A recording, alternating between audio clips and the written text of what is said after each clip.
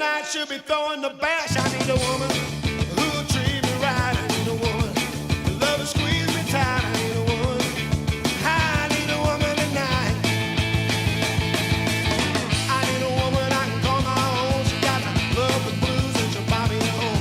She'll tie me up at night and make me say when the sun comes up we'll do it all again. I need a woman who love to squeeze me tight. I need a woman who wanna treat me right. I need a woman. I need a woman tonight.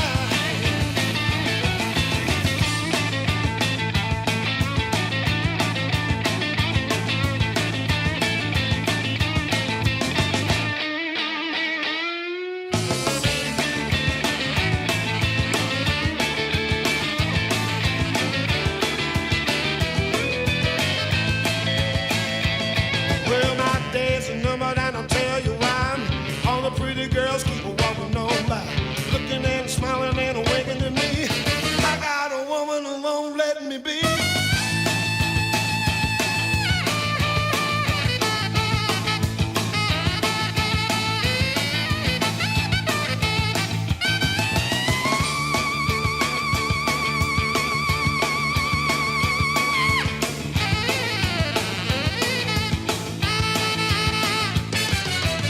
I need a woman who will squeeze me tight. I need a woman who will treat me right. I need a woman tonight.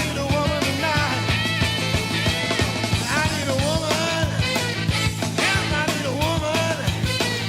Looking for a woman, yeah, got to have a woman. Oh, I need a woman tonight.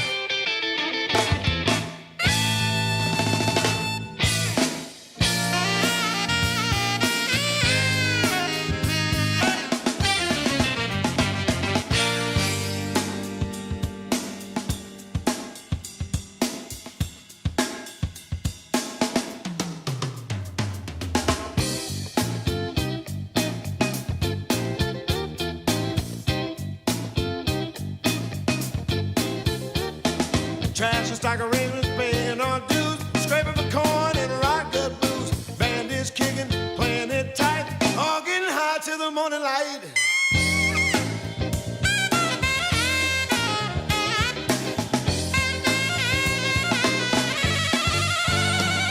Wielding my axe all night long, selling my soul for the price of a song. Any inspiration comes my way, fades like a dream by the break of day. Working my way throughout the night, moving through the shadows and ducking the light.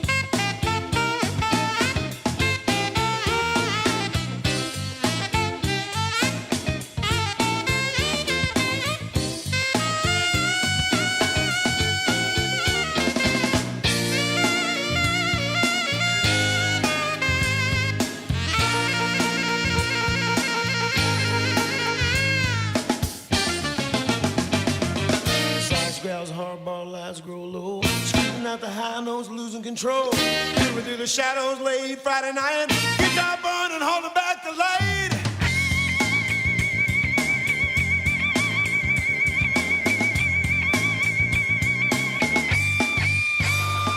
Playboys and gals changing back in the suits, ducking the light, the last pull from a hooch, cleaning the streets, hosing the drunks, sleeping it off in the back of the truck. Working my way throughout the night, moving through the shadows and ducking the light. Working my way throughout the night, moving through the shadows and ducking the light.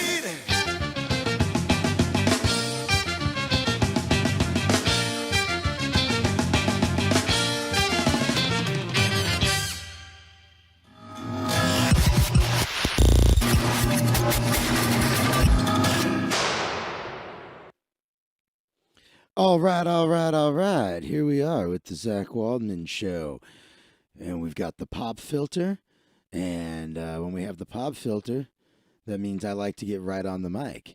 Smell all of the cannabis I blew into it from yesterday. Hope everybody's doing well.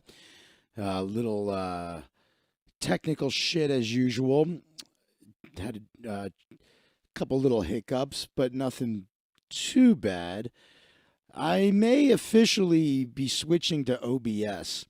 You know, I pay for XSplit, and XSplit has a better reputation than OBS, especially in terms of local recording. So if you're recording locally as opposed to streaming, and so maybe I'll just use it for my pre-produced videos. But it's just, it seems like I have so many fucking problems with XSplit, and it seems like a lot of people are saying that OBS is a lot less CPU intensive.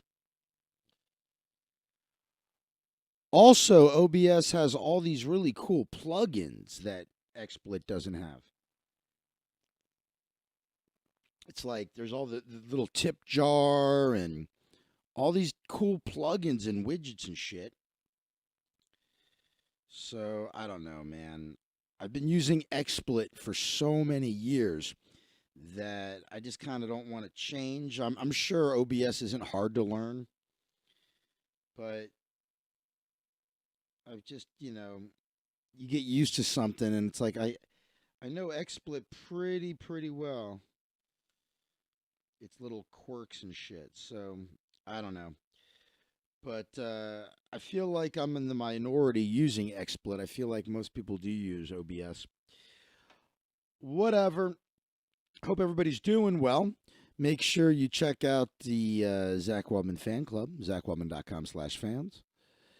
And of course, make sure you subscribe to the show. Hit the little thumbs up there. Hit the notification bell. Hit all. So you'll know when I upload something new. I uploaded um, a new video last night, and I'm really pleased with how the response has been.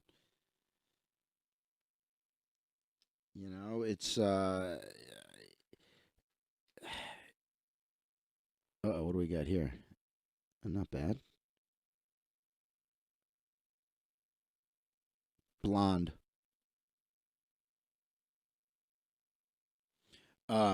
So I feel like I didn't say this to you, but I had I'm part of this group that meets on Mondays over Zoom to discuss Douglas Harding's Headless Way. And the guy who runs the group that I'm in, he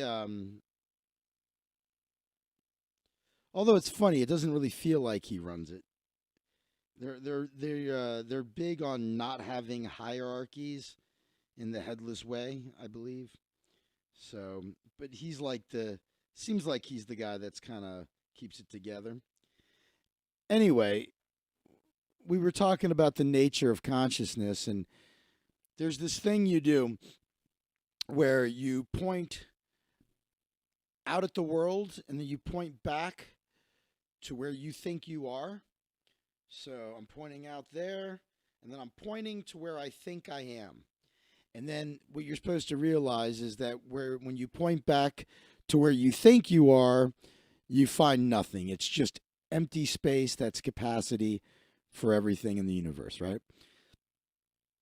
And what this guy helped me with, though, the guy that runs the meeting, he helped me to understand that although that may be the case, it's just something kind of interesting to know, but it's not necessarily where you want to spend all your time. You still have to like get your shit together. And that was good for me to hear. It's hard for me to articulate exactly what he said without making this too long and boring to people that don't give a fuck about meditation, etc. But the bottom line was that I did that Yelp video that was really successful, and it should have inspired me to immediately make another one. But instead, I was starting to procrastinate again. Not as bad as I did last time, but he gave me a little kick in the pants going, hey, man, you can't spend all day just observing consciousness and its contents. You actually still have to do something. That's the simple way he put it. And he wasn't even talking to me. He was just kind of talking about this. And it was the right thing for me to hear at that time. So it got me, it kicked me in the ass. And I did a new video. And I did it on Tubin. And I'm really surprised at the reaction it's getting. Not surprised. I should say I'm happy. I'm really happy with the reaction it's getting. So if you haven't watched it yet, it's here on my YouTube channel. These live casts that I do Monday through Thursday at high noon, these go behind the paywall at the Zach Waldman fan club after I'm live. So the only way to see these is to either watch me live or to catch the recording behind the paywall in the fan club. But if you go to zachwaldman.com/fans, you'll find there's other things you can do to support the show that are completely free.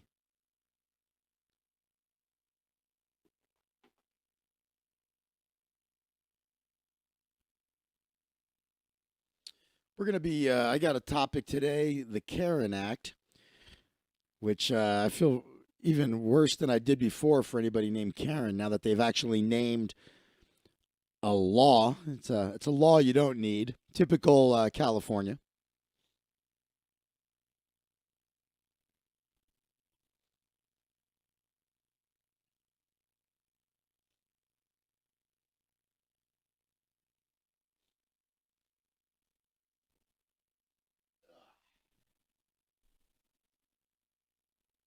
All right. So, boy, it's really quiet in here today. Is it because I was late? I'm going to fucking hit this bowl. I haven't seen Jordan Palmer in forever. He's my number one fan, and I think I lost him as a result of changing the time of the live cast. You know, I don't know how much longer I'm going to do this live on a schedule like I'm doing it, because I'm starting to feel like maybe it's pointless. I'm not sure, man. It's like I get such a great reaction from the pre-produced videos. Makes me wonder why do I even bother with these? Why is my video all like that now? I hit that one button and wow. Fucking what a great. Well, look, there's nobody watching the goddamn show right now anyway. So I guess this is a good time to have a new technical problem. Fuck y'all. I'm going to smoke some weed.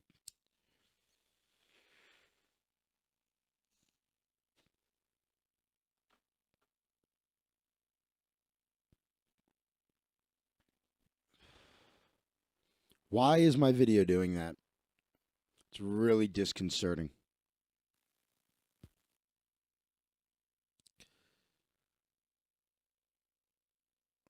Yeah, why? What is that about? It's so weird. I didn't do anything. I hit.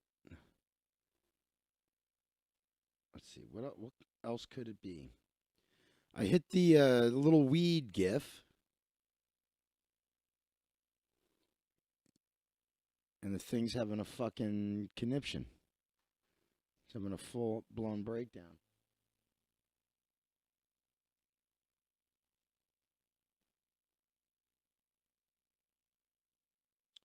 All right, I'm going to try closing Outlook.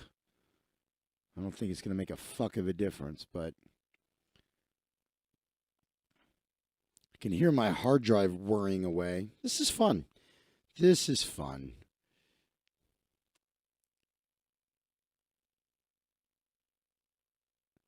Trump mulls cutting virus funds to city with Democratic mayors. Man. I don't know. I know you can hear me okay. I think. Here, let's take a look. Or take a listen. Well, the audio's good. What do you guys care if I look like I'm in a strobe light? It's just fucking odd.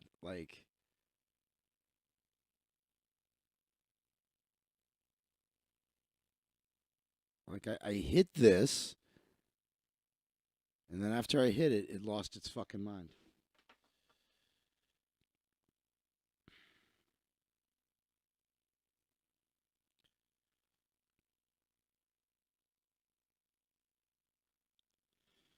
All right.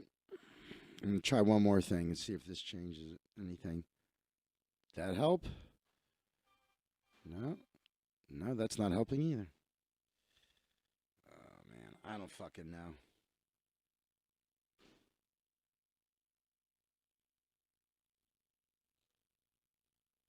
All right. All right. Well, here we are with a fucking strobe light effect for no reason I can figure out.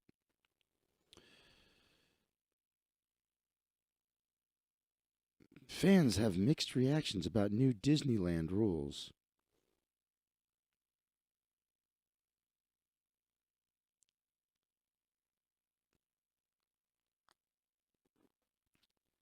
So, red, orange, yellow.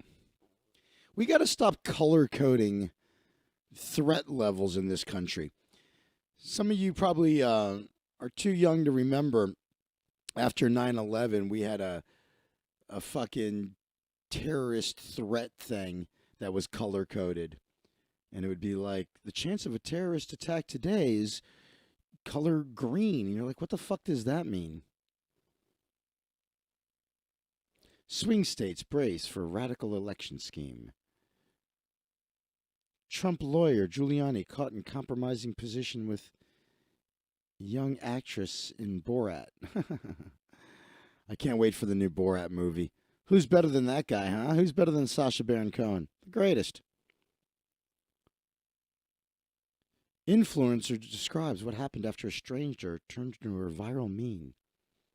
There's a lot more to me. I guess since I've got a strobe light effect that's infuriating me, and because there's nobody in the chat room, what the fuck is going on today? Did the world end and I don't know it? It's really gray outside. There's no one in my fucking chat room. This is fucking odd. I feel like starting the show over. And this strobe effect makes me want to murder my computer. What could possibly be causing this? It's not just my camera. It's all of the graphics. Like, see the names scrolling on the bottom there? They're all, like, struggling. I wonder. Let's try this. No. Prefer GPU for video processing. Anti-aliasing. Fuck, I don't know, man. I think XSplit is just super CPU heavy, man. All right, but I'm going to take a look at what this chick's complaining about. I'm sure I already kind of know it's going to be, I'm a person and I didn't deserve to be turned into a meme. Caitlin Covington first got tagged in the Christian Girl Autumn meme in November 2019. She immediately recognized the picture. It was a photo of her and a friend from 2013. Stranger tweeted it out with a joke and it had gone viral. I don't get the joke. Hot girl summer is coming to an end. Get ready for Christian Girl Autumn.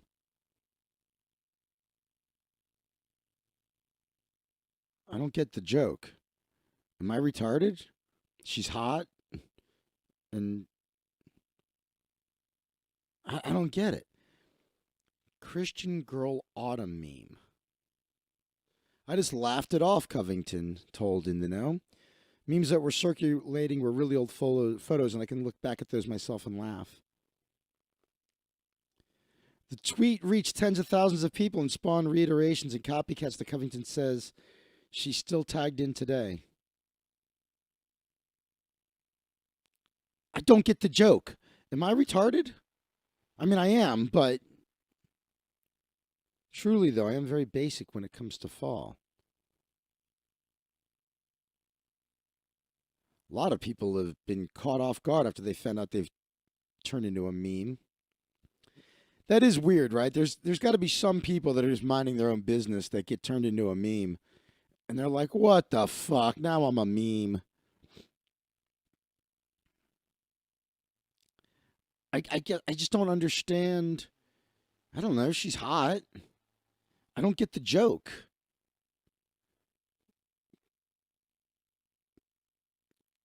She started blogging when she was a junior in college. She worked in PR for a year, running the blog on the side, became a full-time influencer. She hasn't been recognized in real life for the meme, but the occasional visitor to Instagram page will put the pieces together. Doesn't mind the meme notoriety. I do love fall. I do love getting dressed up, but there's a whole lot more to me than that, and I have a really different. You might be wondering, why is Zach spending so much time on this? Because I'm trying to decode it. I'm just trying to figure it out. I don't get. She's a hot chick, and I don't. Okay, let's click on Christian Girl Autumn, and maybe that'll.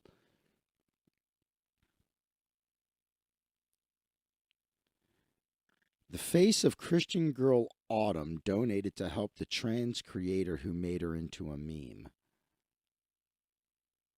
So it was a trainee that turned her into a meme?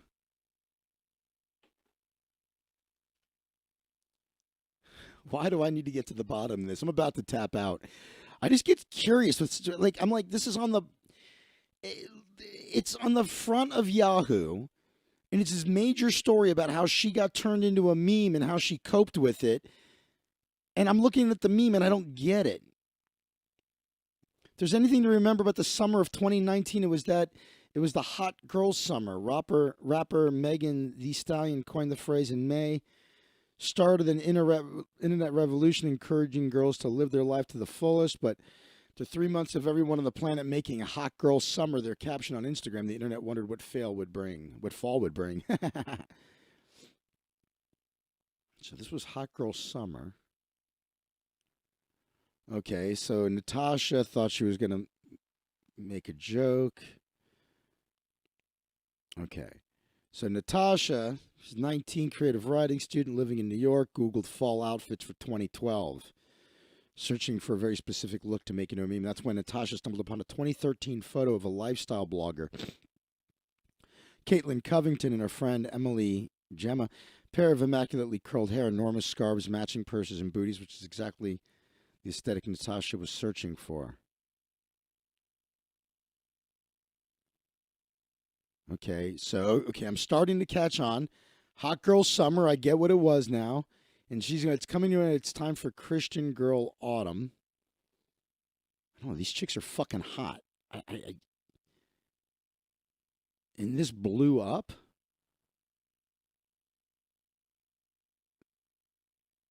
I don't. Okay. So I guess they're calling her basic? I thought her meme was totally creative and funny. I totally admit to being basic and basic. I'm okay with. So that's the swipe here. Fuck, I don't know. If she's basic, I like basic then. I don't know. I think these fucking broads are hot as shit. They look fashionable to me. Okay, I'm done. I spent way too much time going down that rabbit hole. I'm still upset about my strobe light effect that's happening, though.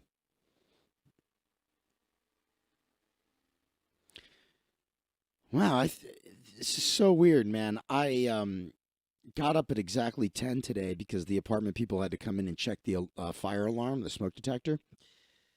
And let me hit this shit.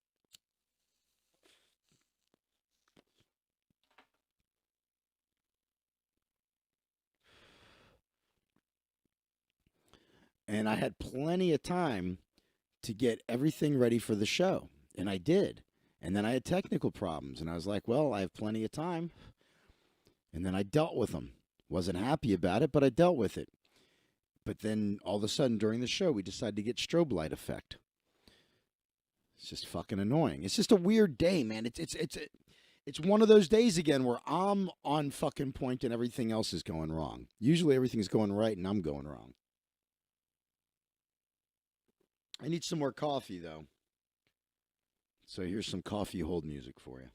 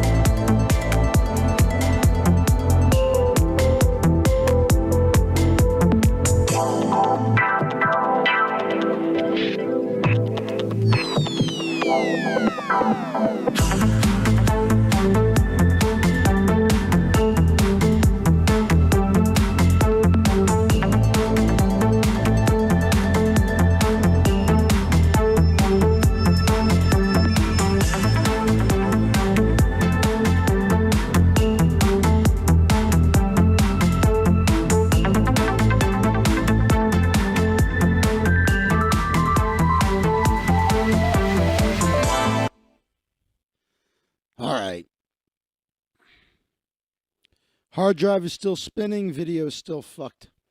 This is great. This is great. There's nobody in the chat room. What a fucking great broadcast this is. Anybody that's watching the replay of this, you should just fucking tap out now because I don't know what's going on. Nothing is going well today. Except for me. I feel fine, so. All right, let's take a look around the internet. Chilling details of plot to kidnap Michigan governor revealed. His whole life revolved around his mother. Student loan giant accused of using deceptive tactics. When you hear about a guy whose whole life revolved around his mother, that seems like a story that's as old as the day is long. Who talks that way, right? Who speaks that way? I'm going to start speaking in nothing but cliches. Although, that's sort of what Jim Norton and Sam Roberts, that's kind of like one of their running jokes. I love that. That's one of my favorite things when those guys do that. Maybe that's where I'm picking that up from. I became a really big fan of those guys just over the last couple of years. Always loved Jim Norton's stand-up, but as far as the show, Jim and Sam, it's really it's become one of my favorite shows. Licking my cup. This that coffee mug is from River Park Apartments. The apartment I moved into when I left home to go to college. I've had that mug since I was a freshman in college. Pretty crazy. What is with the fucking video? I really thought it would kind of just fix itself after a while, you know?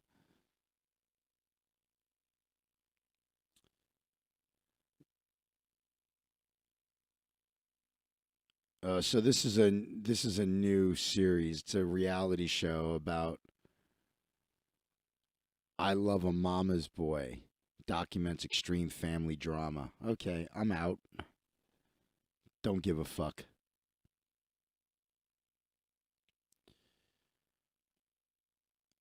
And let's see.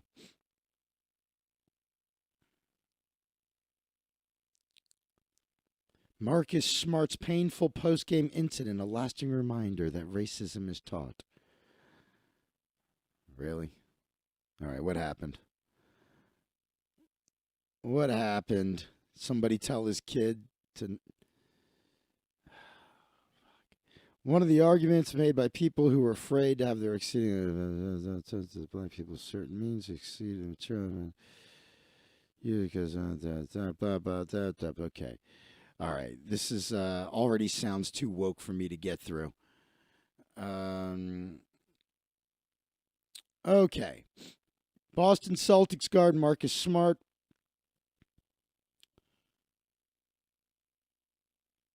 wrote an article. Said this article is not about basketball. Reveals an incident from a few years ago that happened right outside of TD Garden after a Celtics win. What's TD Garden? If you don't know the area, Causeway Street after an event at the Garden is madness. There are people everywhere walking to the nearby T station, nearby bar, maybe looking for a ride that's taken home. Cabs, rideshare services, buses, all crammed into a pretty tight space. It was in this hectic atmosphere. Smart says he was pulling his car out of the players' lot when he noticed a white woman with a boy he estimates been 5 or 6 years old. They were crossing against the traffic light. Cars were starting to come toward them. Afraid something bad was about to happen, Smart yelled to her politely that she needed to hurry and get out of the street so the two of them wouldn't get hurt. The woman was wearing a Celtics number 4 jersey for Isaiah Thomas. She was surrounded by other fans. They'd all just watched the team win. She was with a small child. I figured she'd be cool, Smart wrote. Nope. She swung her head around. It was, fuck you, you fucking nigger. For a second, it was like I couldn't breathe. In an instant, just like that, I was made to feel less than human. Really? Because someone called you a bad word? Do you know how many people have said horrible shit to me for no reason? You don't think I've ever tried to be helpful and then someone turned around and fucking took it the wrong way and was cunty about it and called me some, like, whatever, fuck you, dirty Jew? You don't think that's happened to me? Well, and so what do? You shake it off. I mean, what the fuck? I've had people on a daily basis. People have almost killed me driving on the freeways of L.A. And you have to just let it go, man. This guy sounds like a real fucking pussy. Someone called him a naughty word, and he felt less than human. What a faggot.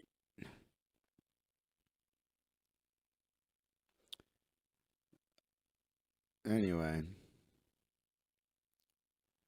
this article goes on and on. The usual woke nonsense, the usual assumptions that there's such a thing as systemic racism. And then he goes on to talk about how racism is taught, that little kid heard that, and blah, blah, blah. Wah, wah, wah. Wah, wah, wah, wah, wah, wah, wah, wah, wah, wah, wah. Everybody is a big crybaby pussy. People need to get tougher.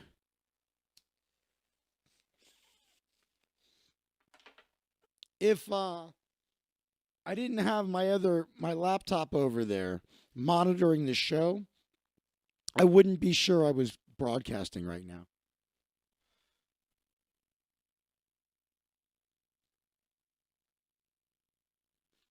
I'm speaking to no one. I would like to point out something. I'm going to point out something, and then I'm going to do the topic I promised to do about the CAREN Act, and then we're going to wrap it up because there's nobody here, nobody in the chat room. The video's fucked. I'm annoyed. So fuck it. I just want to point something out. On my personal Facebook page, I was posting all kinds of controversial shit. And some people, I was gaining fans and losing friends all at the same time. I had people mad at me and people agreeing with me. And I got, it was too stressful. I didn't like it. And Maddox was the one that said to me, you should segment your life. Create a Facebook group just for your podcast and separate it from your personal life.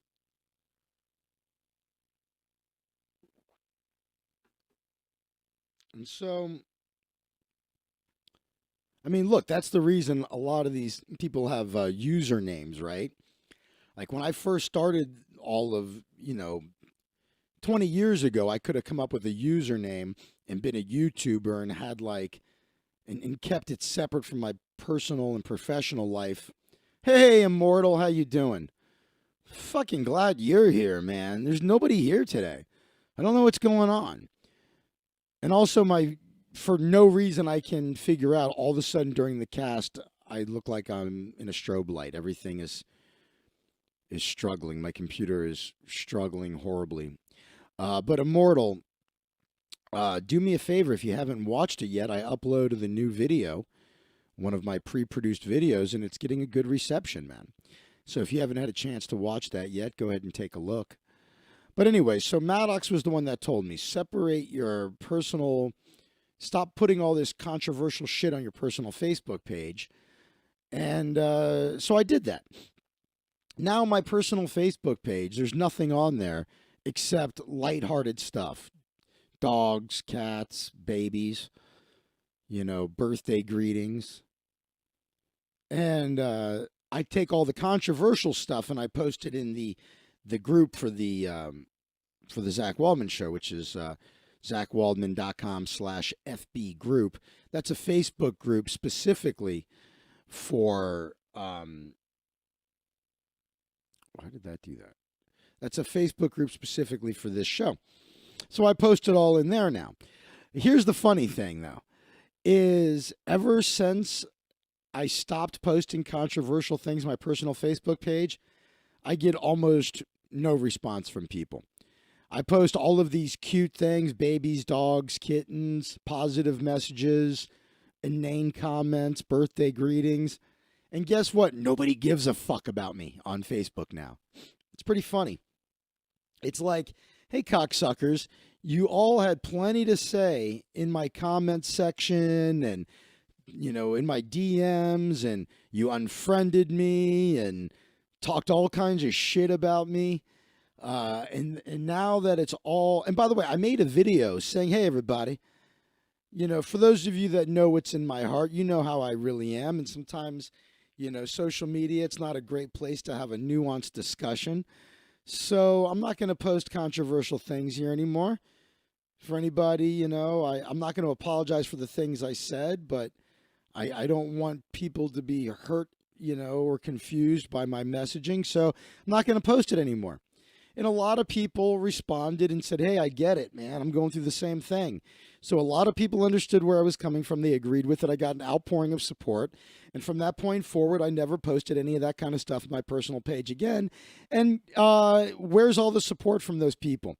It's really funny, man. When you post things people don't like, they can't wait to come after you. You post a bunch of positive stuff, they just ignore the fuck out of you. People are assholes, dude. People love to hate. I might actually make a video about that for my Facebook page. Just going, hey guys, you may remember a month or two ago I made a video talking about how I wasn't going to post anything divisive on my personal Facebook page anymore. And I haven't done it. And ever since then, all support I had is all completely vanished. While I was upsetting some of you, I was garnering a lot of support and people donating to my to help with my YouTube channel and all that. And ever since I stopped and started posting positive things, I don't hear from any of you. You guys don't share anything. You don't comment anymore. You don't reach out anymore. And I've lost support. So maybe I should just go back to being a dick on here. You fucking assholes.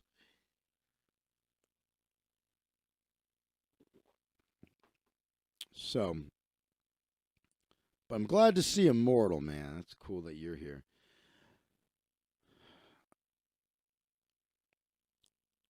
I can hear my hard drive. I thought it was going to wind down. It's still spinning. All right. So, don't you think this is shitty that they named something the CAREN Act for so many reasons? First of all, they spelled it incorrectly because they're trying to make it, a fucking thingamajigger that stands for a thingamajigger. And second of all, haven't people named Karen been through enough already? And what this says is that the CAREN Act San Francisco officials vote unanimously to ban racially motivated 911 calls. Now, the thing about that is it's already illegal to call 911 for frivolous things. Why do you have to make an additional law? Because, well, that's what bureaucracy does. It just grows. It gets bigger and bigger. Government just is this fucking snowball of bullshit bureaucracy and nonsense. And we create a bunch of laws we don't need. How many laws do we really need in this world? You need a law that says don't physically hurt somebody. If you do, it's a crime. And then all you do is if somebody hurts you, you go, hey, officer, this guy hurt me. Well, what did he do? Well, he bashed my head in and I needed stitches and I was in a coma. And the jury goes, well, you definitely can't hurt people. And you hurt this guy so much, we're going to really throw the book at you. Officer, this guy hurt me. What happened? Well, he ran over my foot with his bicycle. Well, all right. Let's have a talk with him. And maybe all the guy owes you is an apology and doesn't even realize he did it, right? But you only need the one law. And then you need like a jury or whatever to figure out like how much punishment you should get. Like, for instance, drinking and driving. I've said this is part of my act, which I'm surprised I don't even remember any of my fucking act at this point. But you don't need a law that says you can't drink and drive. Drinking and driving should not be illegal. Crashing is the problem. That's what should be illegal. Because I don't really care why you ran into me. It doesn't matter if you were on your phone, you're old, you're young, you weren't paying attention, your wife was yelling at you, or you're drunk. I don't give a fuck the reason. Just crashing is illegal. Doesn't matter why. And then the person should get in trouble based on the severity and of the crash. Someone bumps into you and they bend your license plate, no big deal. They T-bone you and they put you in a coma, that person's going to be in big trouble. But the point is, you make crashing is the problem. You don't need drinking and driving to be illegal. So this is just another law that we don't need. San Francisco supervisors unanimously stepped in a bunch of shit on their way to City Hall on Tuesday to pass the caution against racially and exploitive non-emergencies. See, I told you they wanted to make it a word that stood for other words. You know what that's called. What is that? An orangutism? An orangutan? Orangutan? A synonym orangutan? Anyway, so yeah, they talk about, I'm so tired of this too. Them trying to, they always have to come up with some clever fucking name. Caution against racially and exploitive non-emergencies act. Makes racially motivated phone calls to 911 illegal. Again, they're already illegal. You can't call 911 for a non-emergency. You can't call 911 up and be like, yeah, I need an officer here right now. My neighbors are playing music loudly. They'd be like, lady, why are you calling 911? You fucking loon.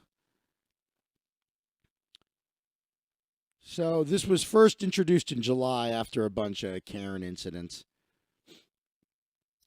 There was that couple that called the cops for writing BLM in chalk in front of his own home. Yeah. Well, they shouldn't have called 911 rather. You got to say 911, by the way. I was taught that when I was getting my rescue diver certification. They said, if you need let's say you have somebody near drowning, you pull them out of the water, you're clearing the passageway, you need to point to a specific person. Don't just say in general someone call 911. You got to point to a specific person and say, you call 911. And they said, make sure you say 911. Otherwise, you'll get some moron from like France that says if you say call 911, there's going to be like, oh, there's no 11 on the phone. Anyway, this is a million years ago before cell phones, but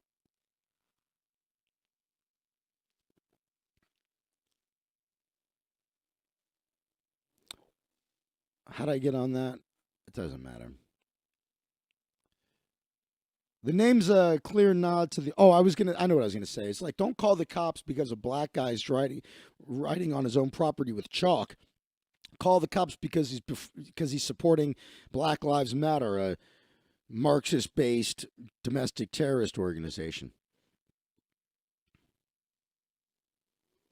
The name is a clear nod to the online moniker Karen, often used to describe the behavior of a middle-aged white woman acting entitled or demanding. It's funny. I was talking to Sam Tripoli. This is before the lockdown. Jesus, this feels like a million years ago. He actually hired me to do magic for his mother-in-law's birthday party. And we were talking before the show, and he was like, it really feels like all the trouble, the cancel culture, all the problems we're facing right now are all like middle-aged Midwestern white women. He fucking called it, man. These are the people that want to turn the whole globe into Nerf. Zach, what do you think about Hunter's laptop? Oh, we'll get to that in a second, Immortal. I'm so fucking glad you're here, man. Oh, Jay Smith is here. Why are you guys are all showing up nearly an hour into the show when I was about to end things? It has not been going well, my friends. For some reason, my video's fucked up, and no one is showing up to watch the show. Now everybody's showing up. What is going? Maybe I should start the show at 1 o'clock, because this seems to be the pattern lately, that I started at noon and no one's here until 1. Maybe I should just start it at 1 every day.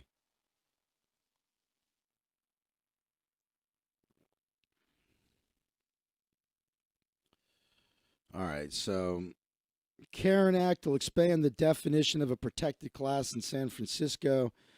If you want to piss off somebody from San Francisco, call it Frisco. So you're from Frisco. They hate that shit.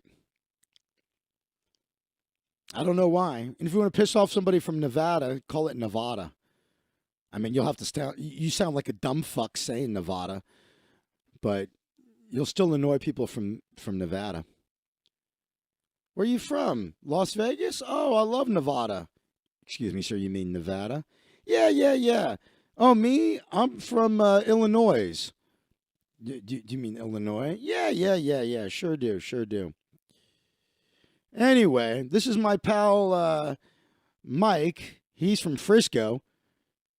Come on, dude. You know I hate it when you call me your pal. I'm his lover, and I also hate it when he calls it Frisco.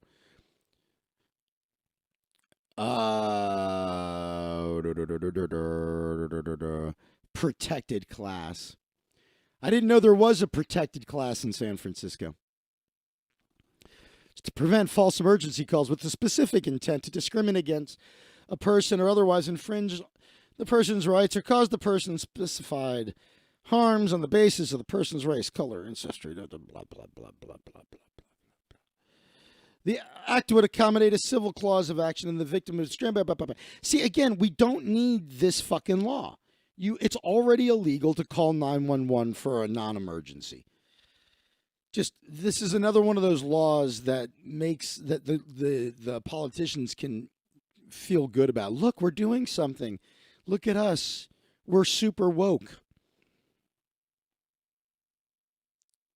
Jay Smith just woke up. Yeah, I hear you. Did you get a chance, Jay, to watch my newest video, the one I did on Tubin? If you haven't watched it yet, take a look. It's getting it's got a good reception, man. I think I'm on the right fucking track. I'm really upset about my video looking like I'm in a strobe light. But again, you guys can hear me fine, so I guess it doesn't make a difference. But again, it's not just the video. It's the graphics down below are all stuttering as well. My video and my graphics look the way Stuttering John sounds.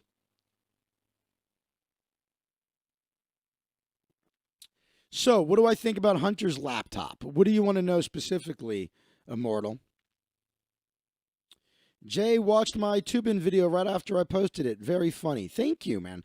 Oh, as a matter of fact, Jay, I think I knew that because I think you were one of like 3 people who made a comment, and then when I went to reply to your comment, The comment, you guys deleted it. There was like 3 different people that left comments. And my thing now is I try to reply to all comments. And then I went to reply and they were gone. It's a beautiful girl walking across the street.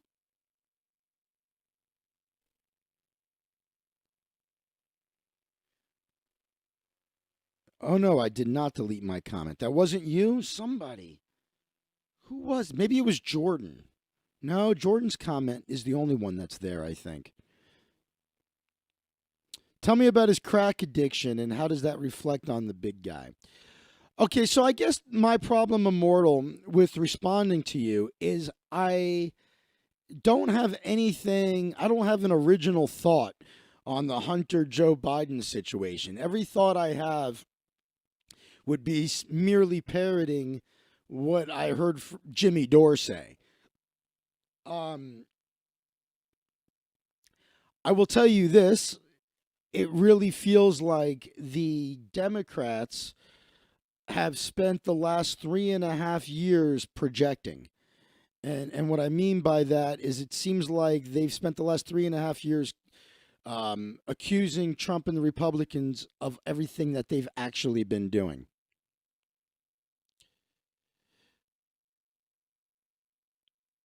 It's, they pushed their fake Russiagate story. And even though it's been completely debunked, they continue to say Russiagate. They accused, I don't know, it just feels like it just feels to me more everything that's going on with Hunter Biden and Joe Biden, everything that on that side has left me so disillusioned. I mean, because the Democratic Party, I used to think were the good guys. I thought the Democrats for so long were the good guys. And I can't unsee what I've seen. It's really weird, There's even like certain people whom I really enjoy, like John Oliver. I really like John Oliver. Or Samantha Bee, or, some of these left leaning Daily Show expats that I like. But now I when I hear them make their jokes, they're not. First of all, I don't think the jokes are that good anymore. But I also think, man, this isn't punk rock at all. You guys aren't being honest. Either you really don't know, or you know the truth and you're choosing to ignore it. Like, I don't know. Does John Oliver, does he not understand what critical race theory is about? Does he really believe men make more money than women do for equal work? Does he really believe these things, or did he just choose his tribe? So, do you think this will hurt the big guy at all? Well, I'll tell you what I heard yesterday was I heard that there's an actual photo on Hunter Biden's laptop of him doing coke off of like an 11-year-old's body or something. That he's got full on pictures and videos on his laptop of doing coke and engaging in pedophilia. I don't know if that's QAnon nonsense. QAnon nonsense. But hey, Rudy's here now too. All you assholes showed up an hour late. I was going to end the show and then you all showed up.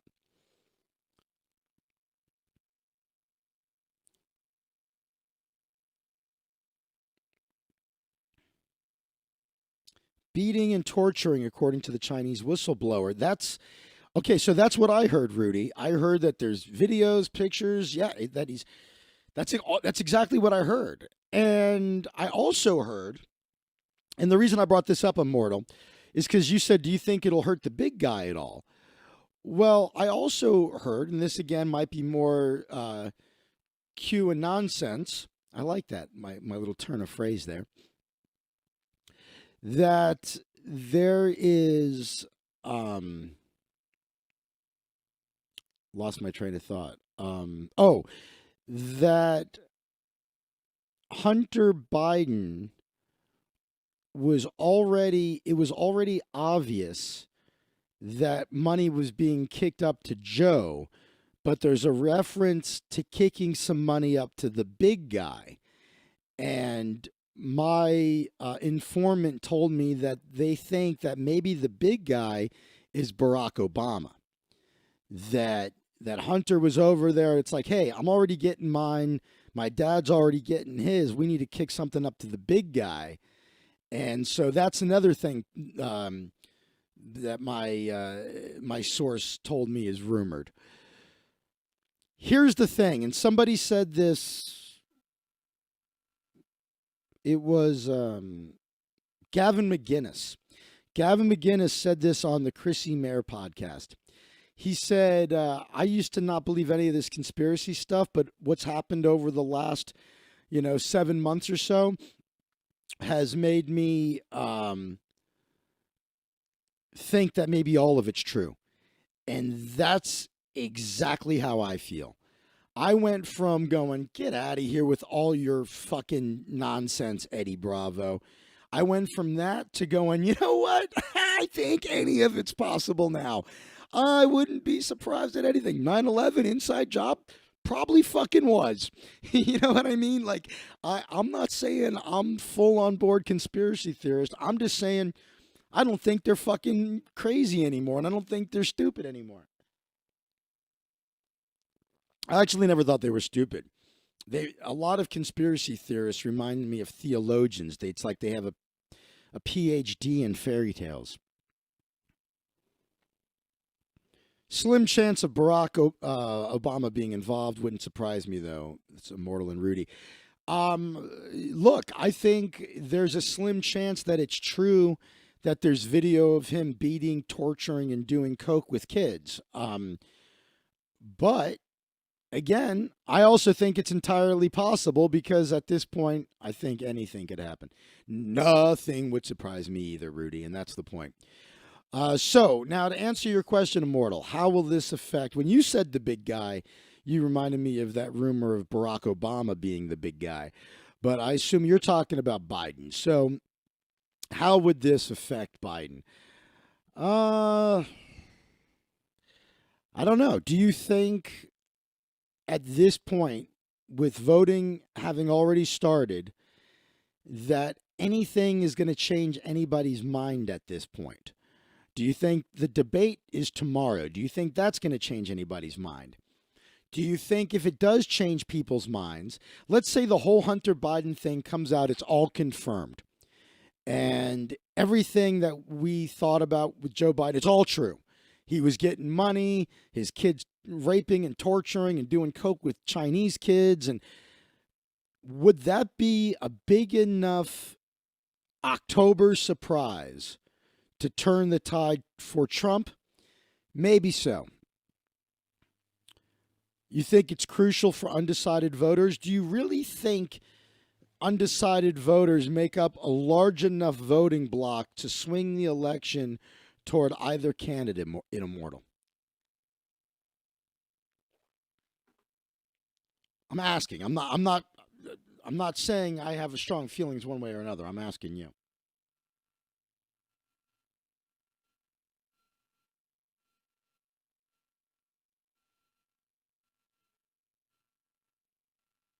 I'm just looking for other. There's nothing else to close. My system is running so minimally. I have no idea why it's struggling. Fucking sucks, man. Before you guys got here, I was saying I may switch to OBS. I don't want to. I've been with XSplit for fucking since like the beta days, but okay, the fight is for the undecided voters. The left and the right bases made up their minds. Is it just undecided voters or is it okay? So what I'm saying is, I think it's possible people who have made up their minds to vote for Biden could be swayed to change their minds if this whole Hunter Biden thing comes out and it's confirmed beyond a shadow of the doubt for everybody. 160 million people in the USA, out of which about 100 million are voting. Well, you mean 160 million people eligible to vote, because there's like 350 million people, something like that, that live in the country, but of voting age. So you're saying out of that, about 100 million are voting. So yeah, so about a third of the country is voting. I think this will bring more people to the voting booths, undecided and long-term non-voters. Streamlabs for the win. That's what I was thinking, Rudy. Have you used both XSplit and Streamlabs? I said OBS. I meant Streamlabs, which is just is OBS on steroids, I know. But are you have you used both XSplit and Streamlabs, and you like Streamlabs better? Because everybody says XSplit is better, but Streamlabs is less CPU intensive. And one of the reasons I'm thinking about switching to Streamlabs is because of all of the really cool widgets and add-ons like the tip jar and all that shit. And I'm like, it's just, dude, I paid for XSplit. I've used it for years.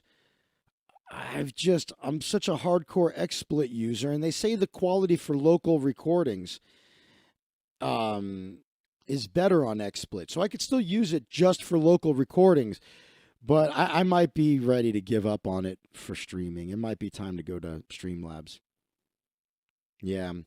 Yeah, that's apparently they say it's not as much of a CPU hog, Streamlabs. All right. So much to do, man. Yeah, no, I know I can do local recordings with Streamlabs, but for some reason I heard the quality for some reason is better on XSplit. I don't know why. That also might be something I read 15 years ago. Who knows?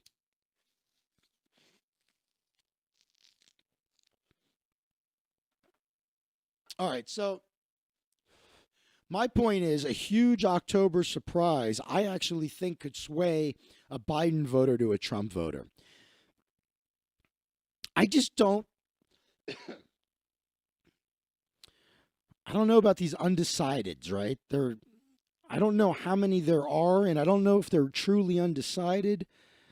Um,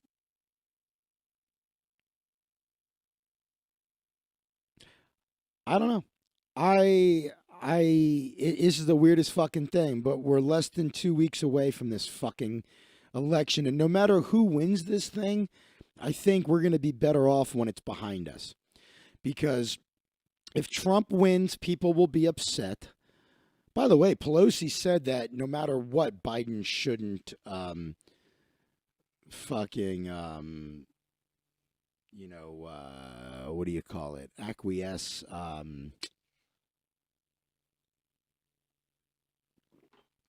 Fucking give, what do you call it when you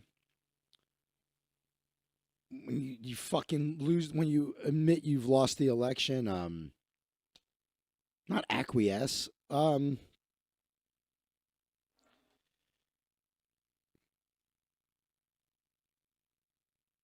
Whatever the fucking word is. Pelosi said that under no circumstance should Biden accept. Isn't that funny, by the way? She said Biden should not. Well, yeah, she said no, not contest. She said under no circumstances should Biden the opposite of contest. Admit defeat, whatever that fucking word is. I got to pack another bowl here so I can think again. I'm annoyed, man. I'm annoyed that all you cocksuckers came in right when I was about to end the show. It makes me think I should start. And also, my number one super fan, Jordan, I never see him since I changed the time of the show. I'm starting to wonder if I should give up on doing the show Monday through Thursday at noon and instead should just fucking do the show whenever I feel like it every day. Because doing it at the same time, I thought doing it at the same time every day would mean people would be like, all right, it's noon, time to watch Zach. But instead it's noon, and I talk to nobody for an hour, and then you guys show up. And it's like, are you fucking kidding me? So maybe I should start it at 1. I don't know. But concede is the word I was looking for. Fucking finally. So Pelosi said to Biden, under no circumstances should you concede the election. And what I think is so funny about that is everybody is so worried that Trump will not concede if he loses. Again, typical. Democrats are accusing are doing everything they're accusing the Republicans of doing. They're actually doing. I can't believe it. I can't believe I was a Democrat for I don't even know how many years. I'd have to look at like through my Facebook timeline and tell you exactly when I left the Democratic Party, but it was about 2-3 years ago. Exactly, Rudy. That's what I've been saying. They're projecting. But if you guys don't want to show up at noon, and I lost Jordan because I do the show earlier, maybe I should just fucking get up and do the show whenever the fuck I feel like doing it. And if that means doing it later, maybe Jordan will be there. At least Jordan donates.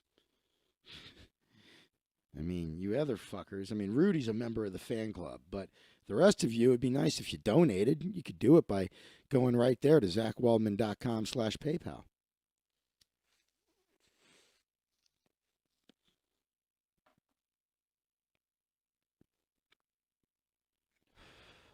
Also, anybody watching right now, if you didn't get a chance, make sure you look at my YouTube channel. I uploaded a new video, this one about Jeffrey Toobin. Let me ask you, I mean, there's a funny thing when you do stand-up comedy, and I heard a discussion of this with Andrew Schultz on Jim and Sam. He was talking about, like, you don't want to do all your jokes for the back of the room, meaning for, like, the other comedians. But you need to throw in some stuff that maybe everybody's not going to get, And, like, Dennis Miller does that. Dennis Miller does these rants where he makes all of these really esoteric references, and so the whole audience isn't laughing at the same time. It's like, someone over in this part of the crowd gets it, and then someone over there gets it. So when I was doing these videos I'm doing now, these pre-produced ones, I feel like there's a lot of jokes that if you don't know who these people are or what I'm referencing, you don't get the fucking joke. But then I go, you know what? Maybe it doesn't matter. Maybe, the people. And then the way I mix in just making shit up with facts and satire, I go, do people know what I'm doing here? Do they figure it out? So then you go, okay, people are a lot smarter than you are, so they must. And then you got to figure there's a lot of people that are stupid as fuck that don't get it because, just like people think Onion articles are real when I post them on my Facebook timeline.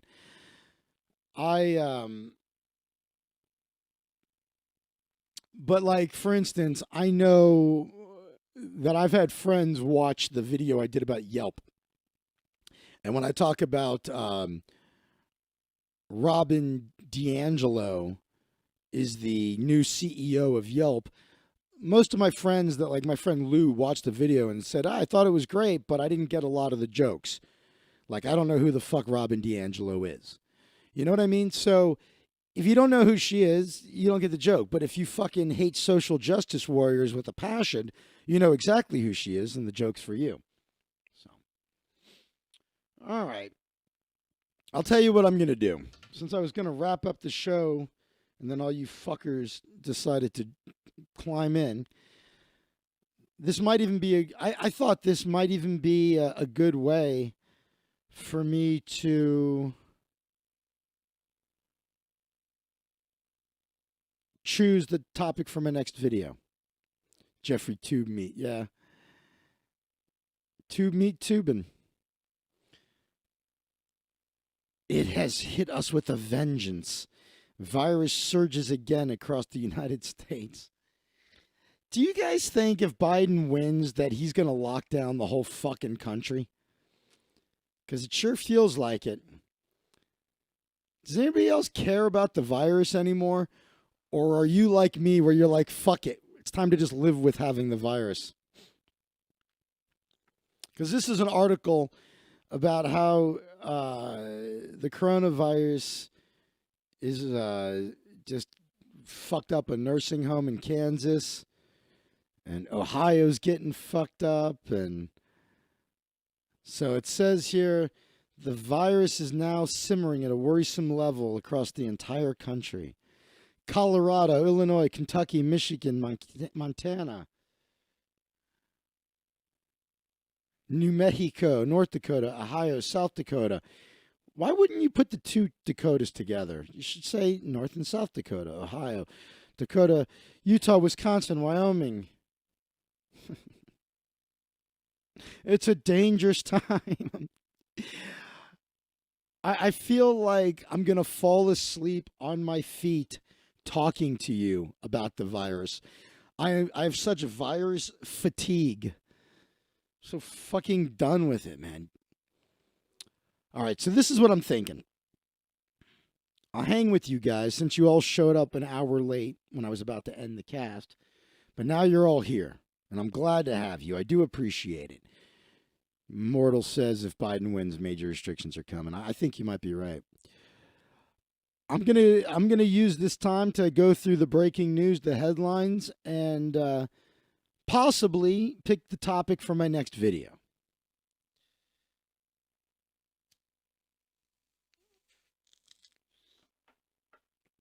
Let me ask you guys a question. 2 questions. Number 1, how many of you checked out with my crock pot barbecue rib recipe that's in the members area?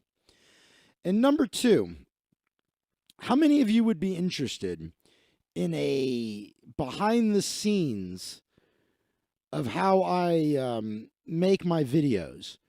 Like right now I'm thinking I'm going to go through breaking news with you and try to choose a topic for my next video. I'm going to try to bang out another video.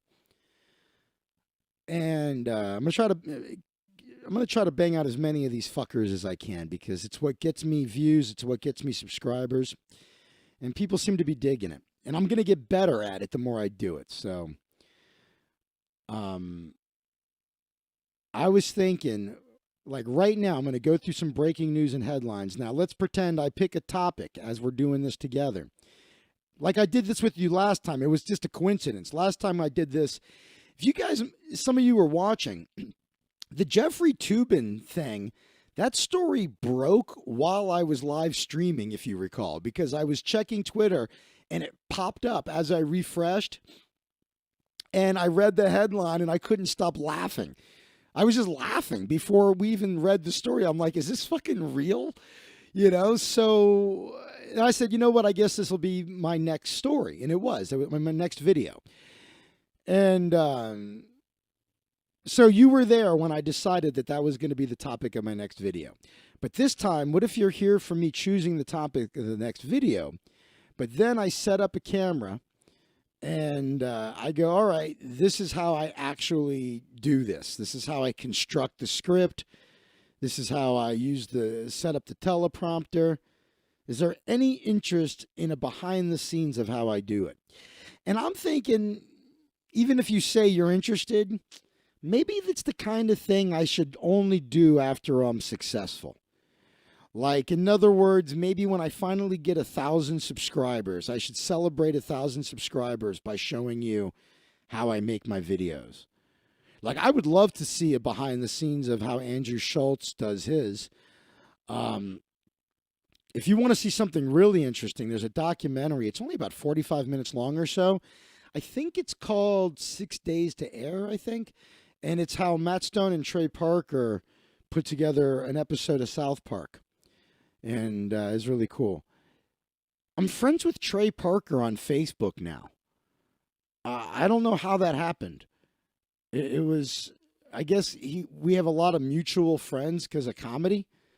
And I was like, this is so crazy. I've never met him, but I'm friends with Trey Parker on Facebook. That just happened. It's very exciting for me. I'm not friends with Seth MacFarlane, and I actually know him, and I'm not friends with him on Facebook. Let me see here.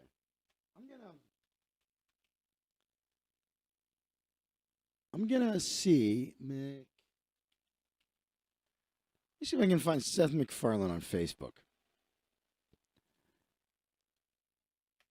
That's his page. I don't want his page. I want his personal. No, I don't see his personal one on here. Let's see here.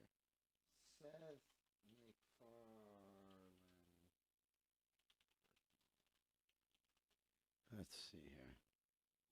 Seth MacFarlane. Profiles. Twitter. Whatever. I was just curious if he was on there. Let's go through. That sounds great. Let's go through some headlines. All right, we'll do it. How about do the behind the scenes for non-members too while using it to generate more content? And then when you have more people, you can make the behind the scenes a member's perk.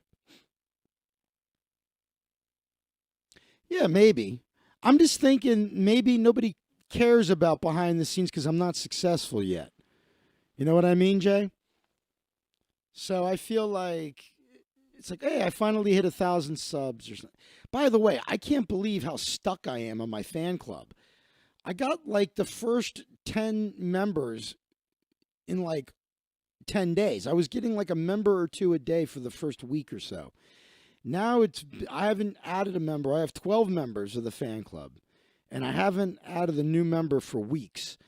And there's a lot of content there now, too, in the recordings of all the live shows, but also my barbecue crockpot recipe, Drew and Zach episodes, me and my grandmother on Howard Stern together. All right, Mitt Romney spurns Trump at ballot box. I don't care about that. Drug maker cops to 3 crimes and $8 billion plea deal. I don't give a fuck about that. We know they're criminals. Control the Senate may be in doubt into 2021. What a goddamn nightmare scenario if the Democrats control everything. Misinformation about Biden sent to Latino voters. Well, who cares? There's misinformation about Trump being sent to everybody constantly in 24/7 news cycle. I should say news cycle in quotes. Why undecided voters can't make up their minds just yet. Recreational marijuana. Trump has sparked a shift in how some conservatives talk and think about abortion. Let's see. What about the undecided voters as a topic? Let's see. I mean, Immortal and I were talking about it. Maybe that, and this is Yahoo. This doesn't mean that it's trending, but we were talking about it. Mike Burbeans. Maybe this is maybe undecided voters are ripe for a little satire. Like,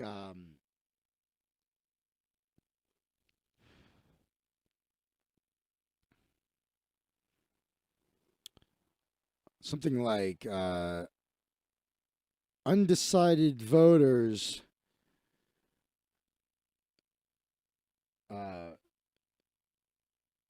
vote Hillary in 2020. How about that? That's pretty good. It's like these people are so undecided that they're undecided from the last election and they finally made a decision and she's not running anymore. All right. So there's a lot of undecided voters, enough to turn the election. What are voters? Are those otters who vote? I like it. How about that as a headline? Undecided voters.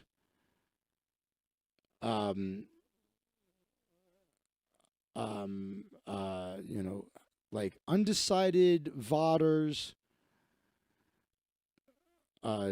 discuss indecision.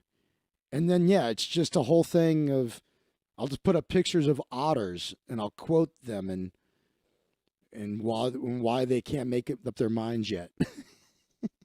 These are otters who vote.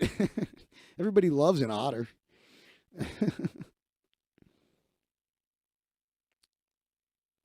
All right, so there's a lot of fluff as usual with this article. It says here there's still a large enough segment to tip this year's race if it broke en masse in one direction. So that's what we were talking about. We were saying is, what did I just do here? Oh, hold on. Ugh. Fucking piece of shit XSplit.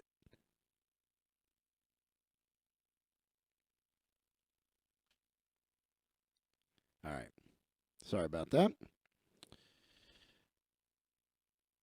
So there's anywhere between 2% and 8% of the electorate say they're undecided. It's about half of what it was at this point in 2016.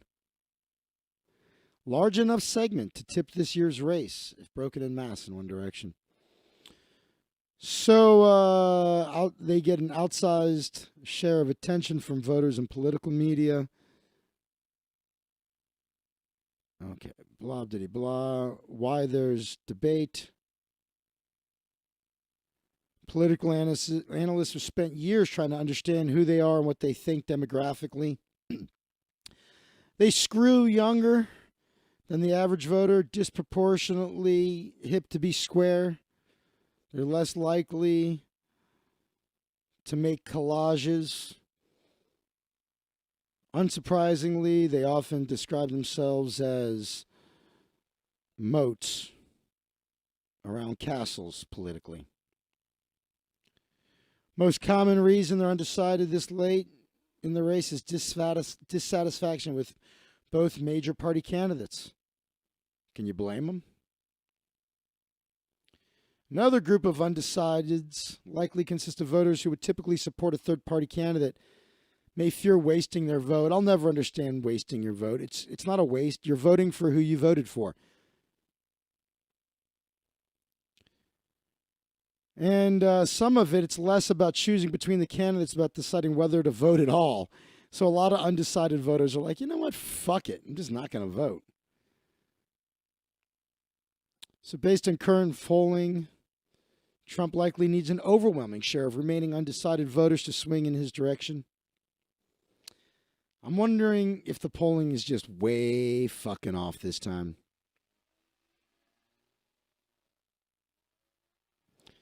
Democrat policies they can't stomach, Republican who personally revolts them. That's the thing, though. Trump, you might find him personally revolting, but who cares if you don't like him personally? Aren't the policies the Democrats talking about way worse? Very few undecided voters actually say that there's a chance they would vote for the other party's candidate. More realistically, it's that these voters may not be motivated to vote at all.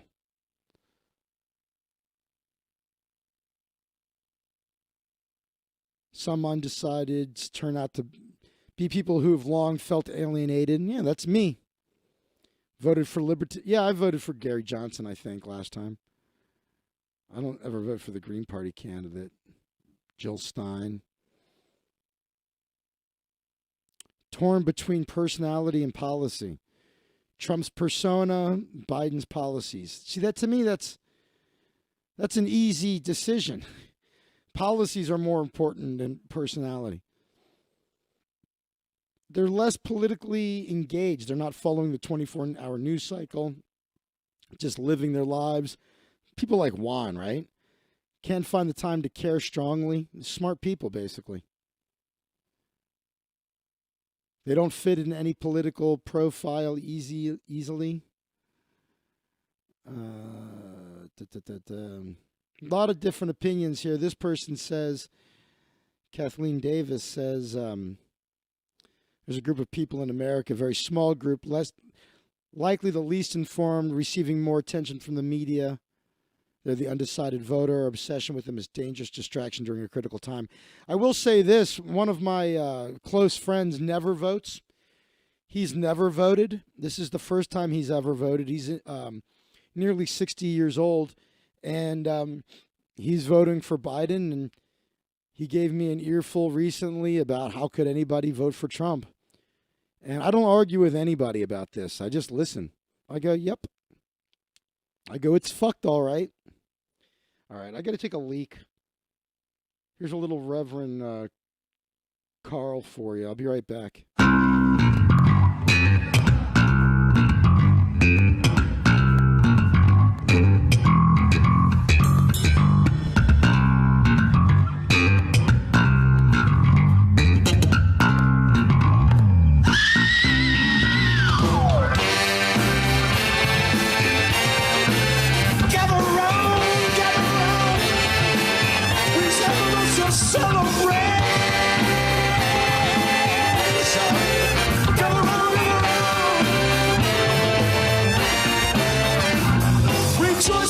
rejoice and baby, let your voice get ready for the final chapter.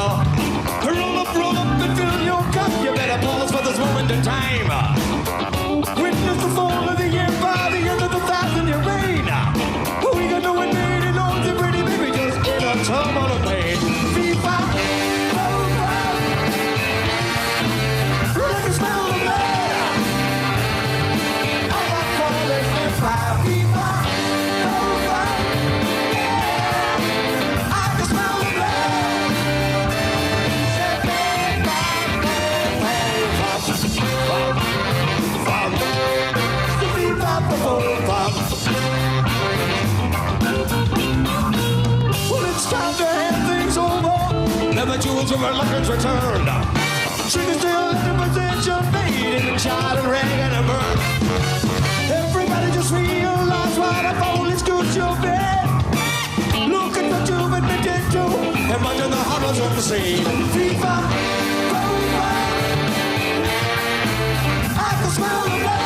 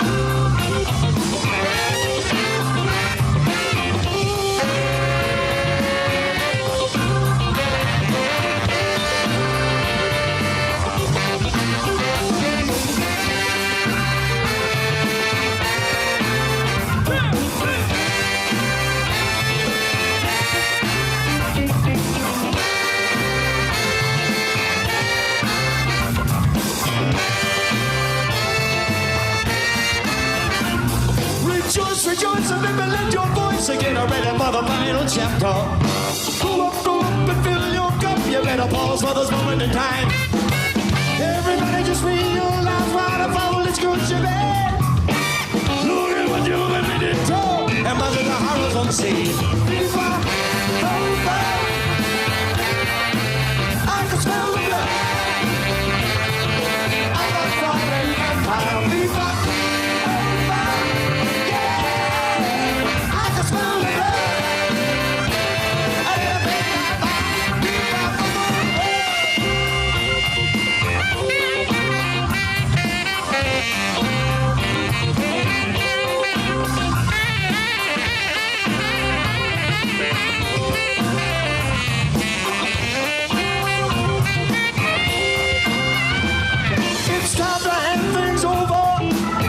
Luncheons return. Triggers still in the position, baby. They be tried and wrapped and burned. Everybody just realize what a foolish good you've been. Look at what you've admitted to.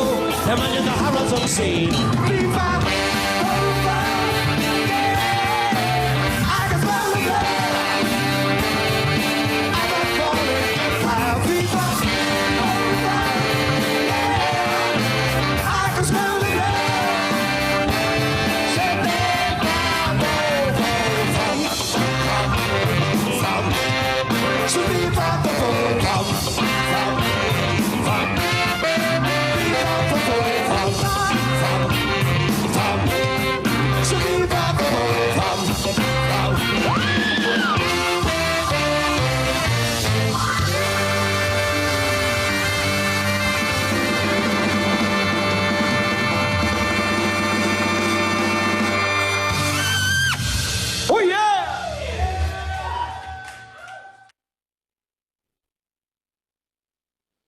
All right.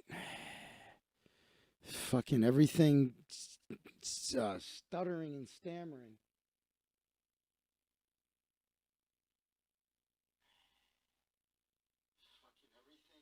All right, I was listening to it sounds like SOK to you guys.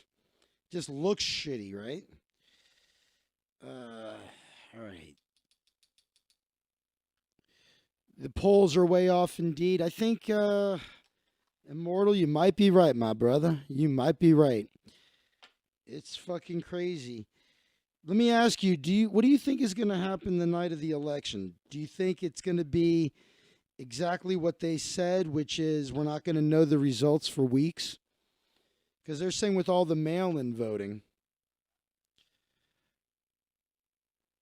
I got to say, I read one article about how they're worried that with Amy Pinecone Berenstein Bear being confirmed, that this one case, I think it was out of Pennsylvania, where they wanted to be allowed to count mail-in votes that arrived after like 3 days after they were supposed to be postmarked or something. And I was like, yeah, there's got to be a cutoff. At some point, you gotta cut it off. What's this idea that, okay, you put it in the mail and it's got to be postmarked by the 3rd. If it's not, it doesn't count. That sounds pretty simple to me, but they go, no, we want to give them a few extra days. They always move the goalpost. Do we care about Florida's Latino voters being bombarded with right-wing misinformation, experts and advocates say? Well, so what? The rest of the fucking country's bombarded with misinformation from the fucking far left mainstream media.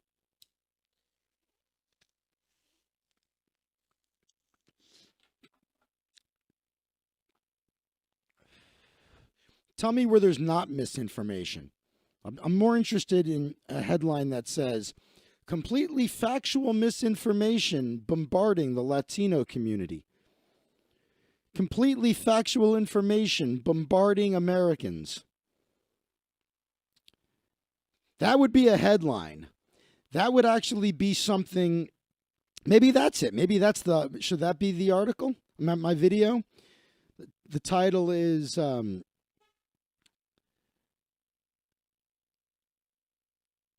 everything's taking forever because my computer's going so fucking slow. But I go, misinformation. I go, true information about Biden sent to Latino voters. I make that the headline. And it's like, in breaking news, Latino voters in Florida are being bombarded with facts about Joe Biden. People are wondering if this could ever spread, if this phenomenon could ever spread to all of America. MSNBC, CNN, Fox, none of them were available for comment. Meanwhile, Crystal Ball said, well, that's what we're trying to do. But it just doesn't seem like there's very much interest in facts anymore.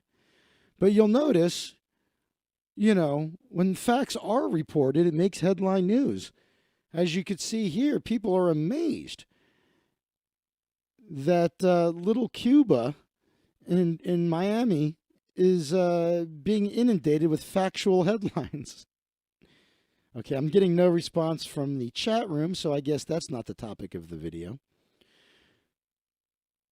See, this is how I brainstormed. First, we had otters who vote. Then we had undecided voters choose Clinton.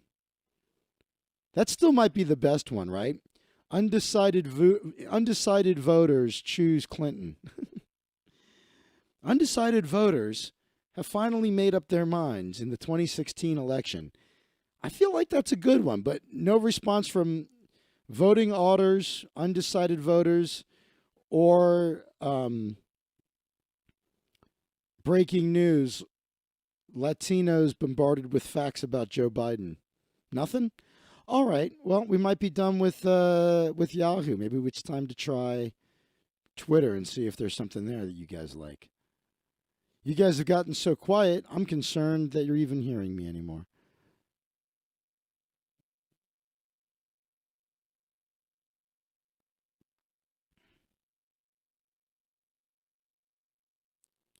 Nobody wears masks. The mayor is infected and COVID cases are soaring. Within McClenny, it was hard to find a bad word for the president's handling of the pandemic. Not feeling those topics, no. Jesus, Jay. Okay. We're working together here. Hey, I have to always do this alone. It's nice to have some people in the writer's room here.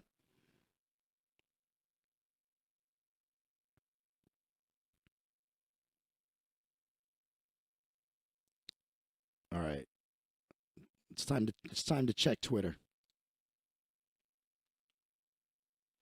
I have to say though, this is no,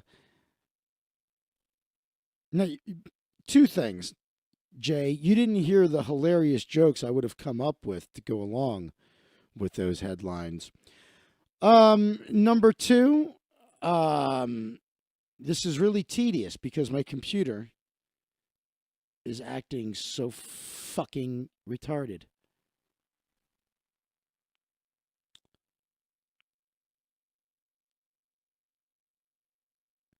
Did the amazing Randy just die?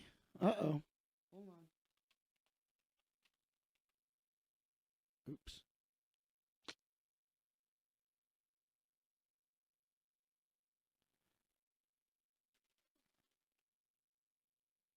Ah, come on, you piece of shit.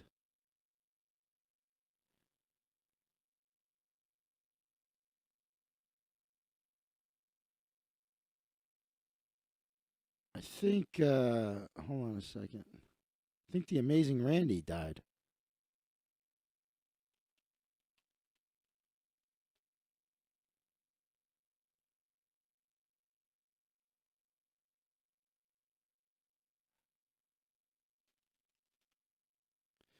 If not for bloating software, there'd be nothing for programmers to do. Yeah, no shit. I met the amazing Randy when I was a kid.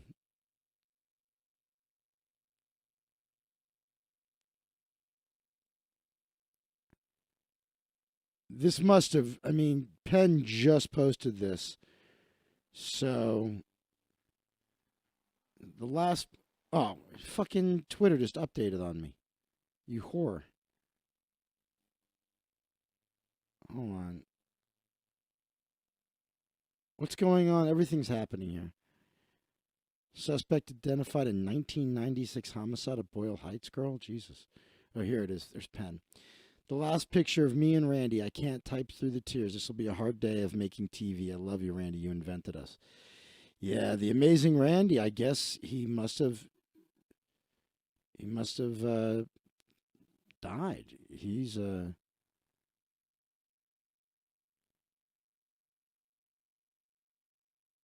a fucking. He was a legend, man.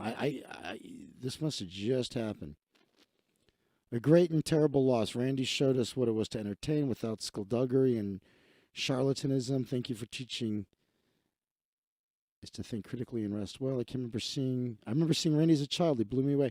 Yeah, there's an old magic trick that you get as a kid with a spring, like a metal spring, and a ring.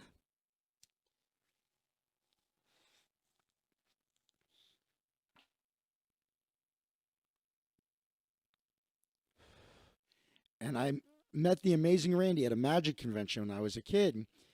And he's like, "Hey, I know you've seen this." And he pulled it out. And he goes, "But look at this." And he showed me this, like, interesting move with it. He's like, "I know you've seen this before, but I bet you've never seen this move." And he couldn't have been nicer to me.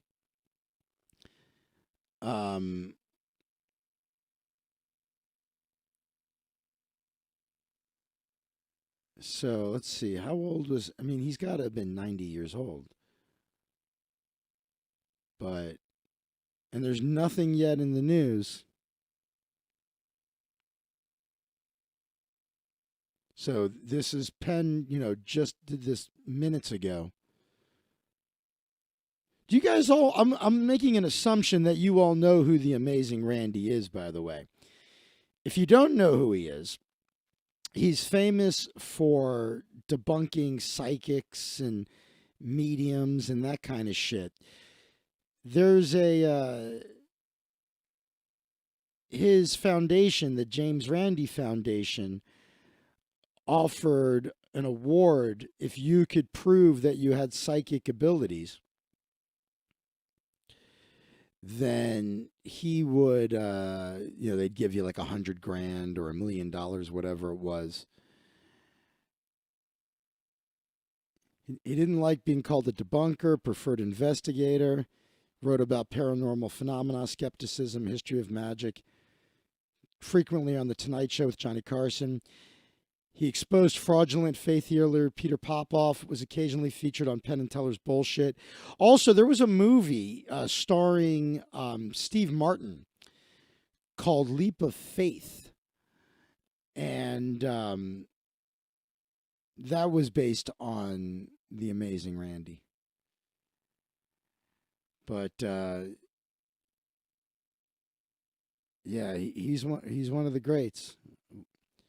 And so you'll see here it says need valid birth date, second date, year, month. So he was 92, but you'll see they haven't even listed him yet as passing away. Fuck, man.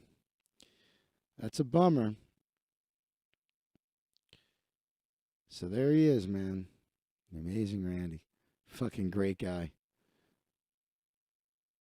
Hey, Lizzie's here. Lizzie, my computer is really fucking up today, but you're here. You're queer. I love you. Let me see if this will work or if it's going to fuck everything. Let's give it a shot. The wheel in the sky keeps on turning.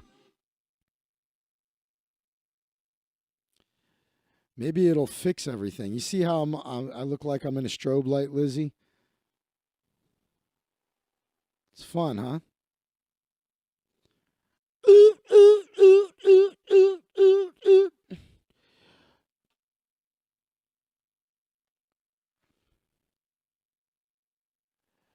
So, all right.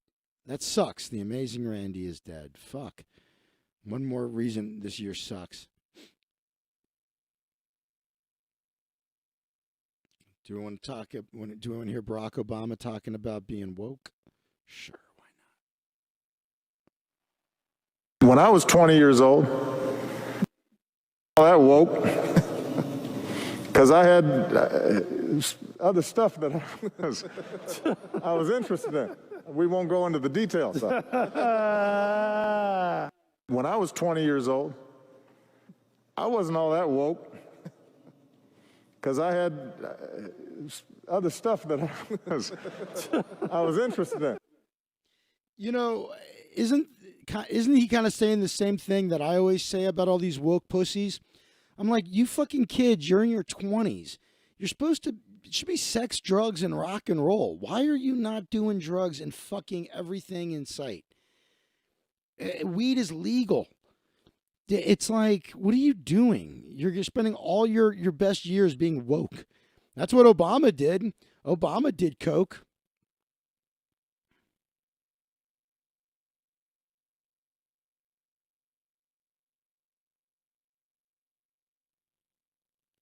What is this? Okay. Road rage. Tampa tickets are live. Okay, let's see. We're just on regular Twitter here. We need to get to the trending shit.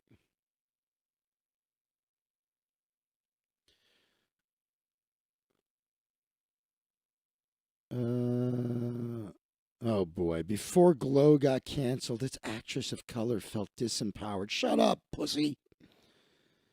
You're on a fucking TV show. And you're going to complain about oppression?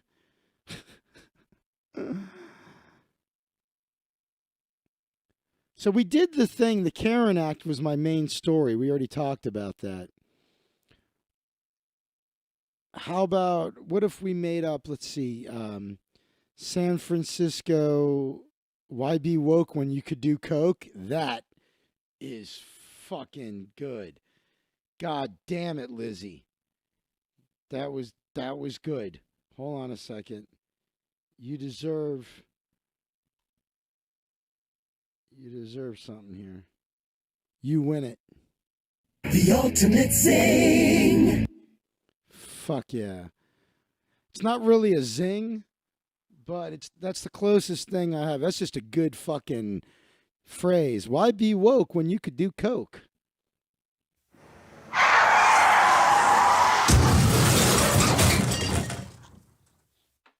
If you haven't wrapped your car around a tree by the time you're 21, you haven't lived a life.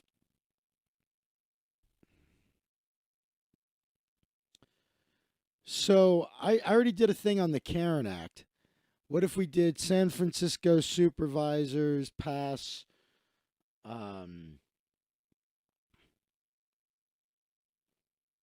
let's see. What would be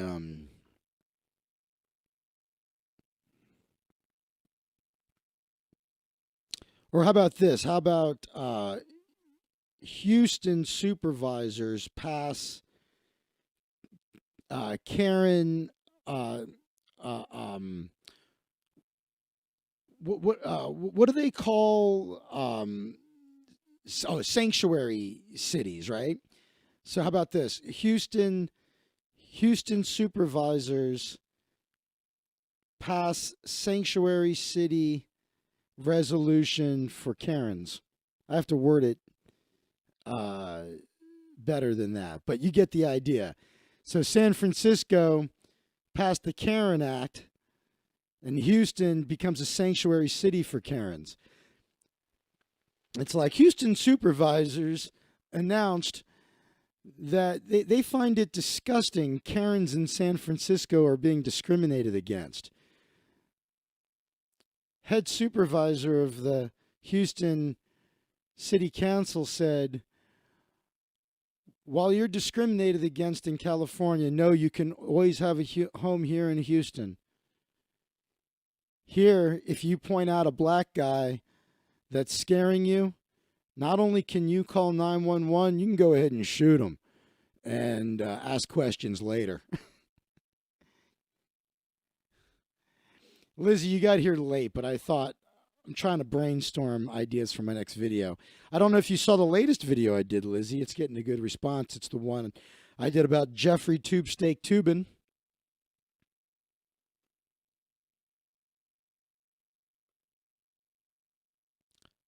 How about this Glow one? Before Glow got canceled, this actress of color felt disempowered. How about,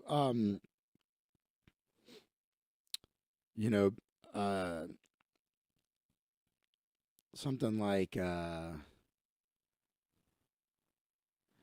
after Walking Dead canceled,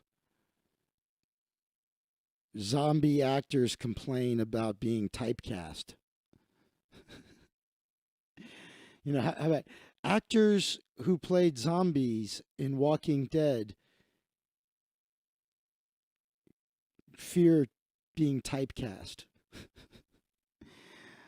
All right, listen, motherfuckers, I'm amusing myself. Let's check the trending. I get nothing from you guys. I'm starting to think brainstorming ideas for my videos with you guys, I'm starting to think it's a bad idea. I thought it would be a good idea, but I'm starting to think it's a bad idea. I feel like if this was like a writer's room, everybody would be contributing. There'd be support. This is just silence. I posted the Tubin video late last night at like 2 in the morning. I wasn't sure I should have. I was like, is it bad to post this late at night when like no one's around? But it started getting views right away. So I was like, fuck it. I'm not going to worry about it. Just post shit,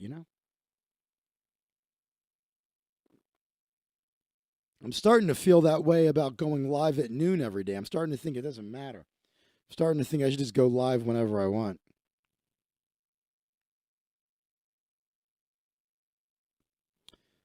Past footage of Biden meeting with Parkland survivors. All right. I'll bite.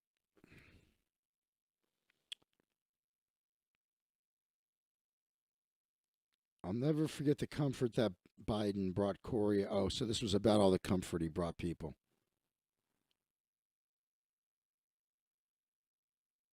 All right. So we're going to exploit tragedy. Good for the Biden campaign. People are speculating that the healthcare binder, White House press secretary Kayleigh Liam McEnany, presented to Leslie, my car is Stalin. 60 Minutes was full of blank pages. After the president shared photos of Stahl, my car, stumbling through it. All right, LA will reach a milestone in homicides for 2020. Woohoo!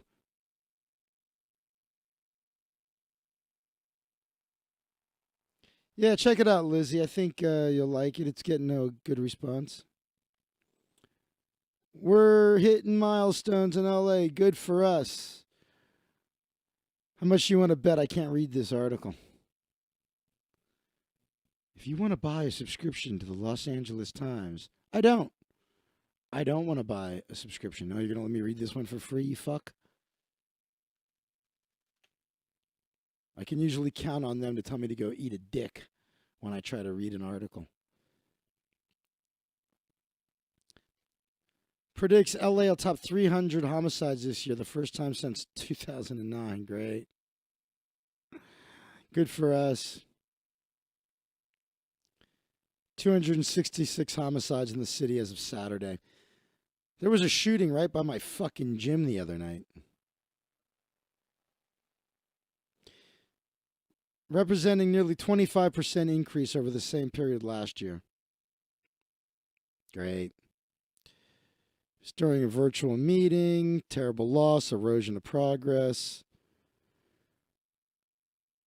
Last time they broke 300 was 312 killings, was in 2009. I don't know who that is, but I'll come on her face. In the previous decades, cities saw significantly more killings. Some years in the 80s and 90s had more than 1,000. Homicides generally followed a downward trend in 2002. You know, people like to credit Giuliani with the reduction of crime in New York City. It's really bullshit. He stomped on people's civil rights. The guy's a piece of shit. And it wasn't because of him that things got gentrified there and the crime went down. Crime went down all over the country for just like everything else for a number of reasons. It wasn't because of one guy doing one thing. There was a whole, just like all of these other problems. They're multivariable problems. People like to simplify them. Oh, it's because of race. Oh, it's because of gender. It's sexism. It's racism. It's Giuliani. It's Trump. Fuck. So, after a brief lull in killings, the police attributed in part with the lockdowns associated with COVID-19 pandemic early in the year, homicides and shootings began to rise again, then spiked in the summer, exploded in South LA, parts of Central LA. Great. 50% in South LA, homicides are up 50% from last year. It's happened everywhere in Houston, Chicago, New York. He believes a variety of factors related to the pandemic are helping to drive the violence up in LA. Economic struggles, you think? Hey, man, I'm starting to think about robbing a fucking 7-Eleven at this point. I'm going to rob a fucking Amazon truck. I'm going to take the whole fucking truck. I'm kidding. Calm down. Don't be scared to deliver packages. You never know when I might need another pop filter. Threat of the virus undercut efforts to provide services and interventions. For individuals who have been victims of shootings may be vulnerable to becoming perpetrators of retaliatory violence. He also said more people seem to be carrying guns around. Good. Can you blame them? An armed society is a polite society. Maybe if Trump wins re-election, he'll fulfill one of his promises.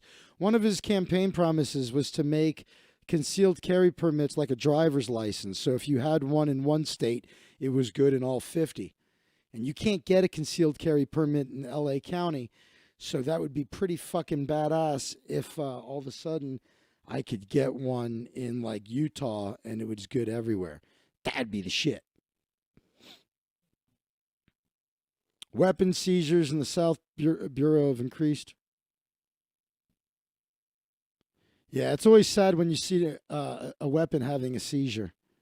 You know, it just starts it's just laying there 1 second. All of a sudden, the gun just randomly starts shooting in all different directions, flipping this way, flipping that way. People are, you're ducking, you're under, jumping for cover, waiting for the magazine to wear out. Oh, get the fuck out of here, you whore. I'm not interested. I'm talking about a gun seizure. Get it? It's a gun seizure. Anybody with me? Is this thing on? Tip your waitresses. I'll do it myself.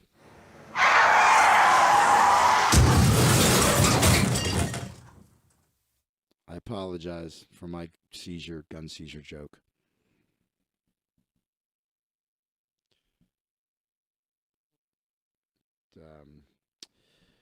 All right. Non-fatal shootings are also up. Great. 21%. Increase in violence is reorganizing after LAPD just lost $150 million. Began reducing its ranks of sworn officers. I hope they only kept women. I hope most of the officers they got rid of were men, so that we just have lots of useless chick cops running around. This is so fucked up, man. I'm still looking like I'm in a strobe light, but it seems like maybe it's not as bad.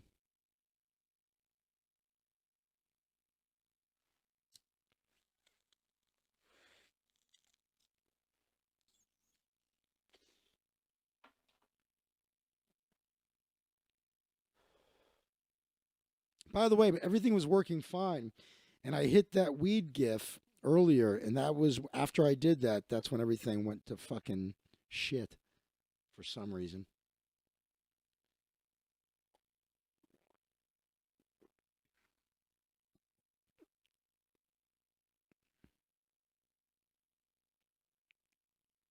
The wheel in the sky keeps on turning.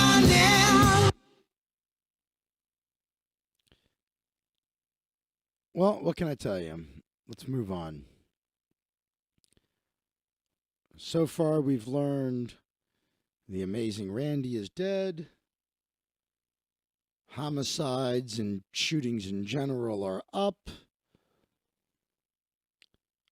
I can't get a 13th person to join my fan club, but it would be great if you'd be number 13. Simply go to ZachWaldman.com/fans. I'd really appreciate that.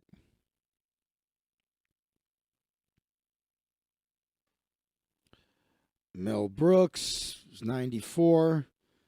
He's endorsing Biden. Sure, why not? He's 94. Him and Biden probably... Imagine a conversation between Mel Brooks and Biden. I like baloney. I just lost my hand between the cushions of the couch trying to find candy, and I'm stuck. Those are the funniest porns, by the way. Have you seen those porn movies where it's like this girl is stuck in a couch or she's stuck behind a bed? They're fucking hilarious. It's like, it'll be like, so-and-so, Cynthia Adams. I don't know who Cynthia Adams was, making names up. Victoria Vixen stuck in a couch. And it starts with, like, she's vacuuming or something, and then she's rearranging the cushions on the couch, and then she reaches between the couch, like the back of the couch and the wall, and gets stuck. Sometimes she gets stuck in the bed. And she's like, hey, is anybody home? Anybody home? And the only one home is her stepson. And she's like, honey, it happened again. Apparently this bitch is always getting stuck in furniture. And the kid's like, oh my God, yesterday you got stuck, your head got stuck in the toilet. And the day before that, you were stuck in the closet, like, you underneath like the fucking pile of clothes. You're always stuck. This bitch is always stuck in something. And she's like, I know, but this time I'm stuck in the couch. And he's like, all right, well, let me pull on you. And so, of course, he starts pulling on her by her hips and then accidentally pulls off her shorts and underwear. And then, while she's stuck, can't help but to fuck her. It's the fucking most hilarious goddamn thing. Stuck in the this chick is always, and it's different women too. Apparently there's a lot of women getting stuck in furniture in porn movies. It's fucking great. COVID-19 study shows excess death rate for 25 to 44-year-olds is up 26.5% over previous years. Well, I'm 46, so fuck them. Dolly Parton brings Stephen Colbert to tears with a song. Jesus Christ, Stephen. Texas social workers can now turn away clients who are gay or who have a disability. Okay. Do we care about either one of these? Do we want to see Dolly Parton making Stephen Colbert? A willow under the weeping willow tree, where he may know where I am sleeping, and perhaps he'll weep for me. So anyway, there's more to it, but anyway, it was about her thinking. And you're crying over that? How did this? I didn't even touch that. He cares no more for me. And then it goes, are you crying? Oh, bury me beneath the willow. What the fuck is wrong with him? Under the weeping willow tree. Speaking of weeping willows, Jesus Christ. Get that man some pussy.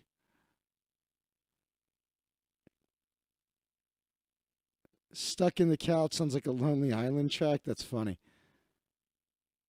I'm telling you, there's a million of these fucking videos. Stuck in the bed, stuck in the couch.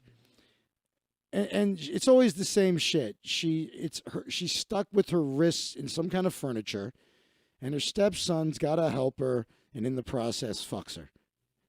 It's the greatest.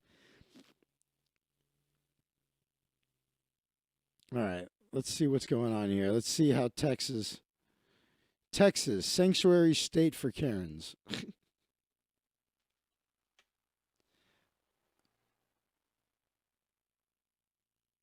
A professional organization of social workers called the change incredibly disheartening, while Governor Greg Abbott's office said it was necessary to conform with existing state law. All right, let's see what happened here. Texas social workers are criticizing the state regulatory board's decision this week to remove protections for gay clients and clients with disabilities who seek social work services. The Texas State Board of Social Work Examiners voted unanimously Monday to change the section of its code of conduct that establishes when a social worker may refuse to serve someone. The code will no longer prohibit social workers from turning away clients on the basis of disability, sexual orientation, or gender identity. Gender identity is not a thing. Governor Greg Abbott's office recommended the change. Board members said, because the code's non-discrimination protections went beyond protections laid out in the state law that governs how and when the state may discipline social workers. It's not surprising that a board would align its rules with statutes passed by the legislature, said Abbott spokesperson Renee Ease. Her name looks like the name of a vaping company. Vape with ease. A state law passed last year gave the governor's office more control over rules governing state licensed professions.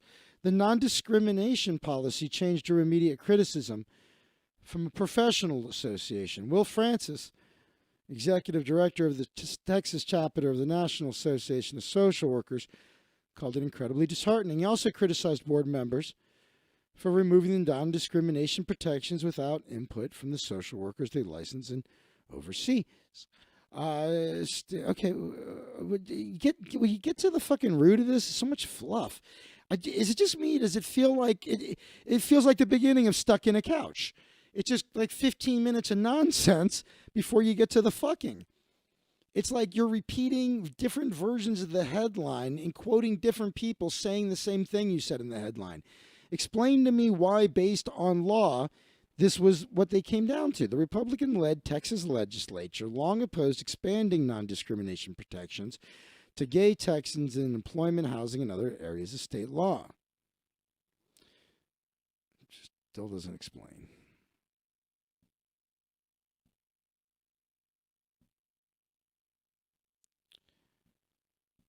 The rules can always overcome more ground as long as they don't. So there's some statute. So they're saying that there's a statute that overrides what they're doing.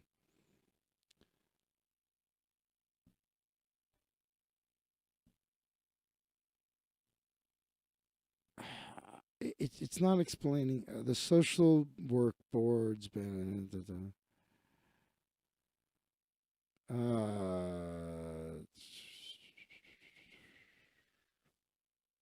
Well, I don't know. I don't know what the fuck. What I never understand about places like Texas is how people talk about how much more freedom there is there, but it's depends on what kind of freedom you want. So, if you like to play poker, if you like to gamble, if you like weed, and like what other, I'm trying to think what other freedoms we have here. I mean, then California is a great place. But if you like to carry a gun and you like fireworks and hunting, fishing, lots of space where you can kind of do whatever you want to do, then Texas has more freedom. But if you're gay, you're going to have a lot more acceptance in California than you're going to have in Texas. And you're going to, and it's going to swing the other way. You're going to get special treatment. Why can't we just follow the Constitution and get rid of all this shit and say everybody's treated equally? We're treated as individuals. We're not going to do anything. There's no more hiring based on gender or you being part of a group that's oppressed. You know, it's like Texas, totally free unless you want to smoke a joint, gamble, and have an abortion. California, isn't it great? You know, well, unless you want to carry a gun or light off some fireworks. It's, you know, or fucking do, or at a gun range to your backyard. You know what I mean? It's just, you should just probably live in the place that is most in line with what you're into. I wish I could get a concealed carry permit so that I could conceal carry a gun in California. That would be great. But what's more important to me? Great weather, beautiful women. Now, actually, Texas has beautiful women with way better attitudes, honestly. But you know what I'm saying? It's like, that's why living in Santa Monica and then going on the road all the time to perform is the greatest compromise. The only compromise that would be better is if I had was rich and I had two homes, you know, like one here and one on Bourbon Street in New Orleans or something like that. You know what I mean? But it's like I would rather play poker and smoke weed than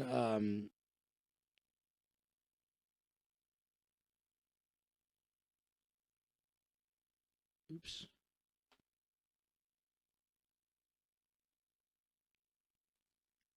My neighbor was calling me. I'd rather play poker and smoke weed than carry a gun. I'd rather do all of it. That's why Vegas is the shit. The problem is Vegas is in. I mean, dude, they're talking about Vegas turning into a ghost town. I don't think that's going to happen. But just like people were saying, is New York City ever going to come back? Vegas is so fucked right now that they're going, wow, is it possible that Vegas just won't survive? Violence is really up on the Vegas Strip, by the way. I haven't heard about problems downtown, but there's been shootings and fights on the Strip. And now they've increased the presence of police all over Vegas. And on top of that, some of the hotels, like the Cosmopolitan, are now searching everybody. You got to go through metal detectors. Not allowed to carry a gun in there.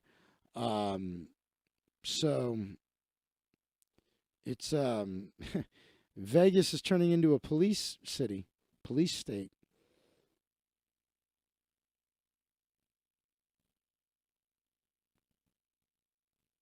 All right. Well, with that, my friends, I guess. All right. I'm gonna probably. I can imagine it'll be real tough to bounce back. Yeah, this is so bad, my friends. It really is. I'm doing a lot better. I got to make another video. It makes me happy when I see people like the videos that I make, and I gain subscribers from them, and that's going to help me reach my 1,000 subs.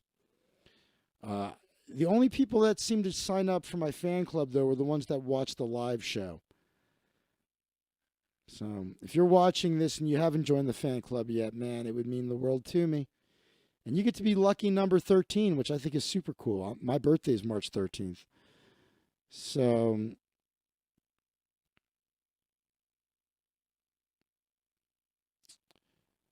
all right, this is one last scan of trending Twitter, and then I'm going to end the show. And I think I'm going to stop trying to tell you guys my ideas because you guys don't seem to like any of them.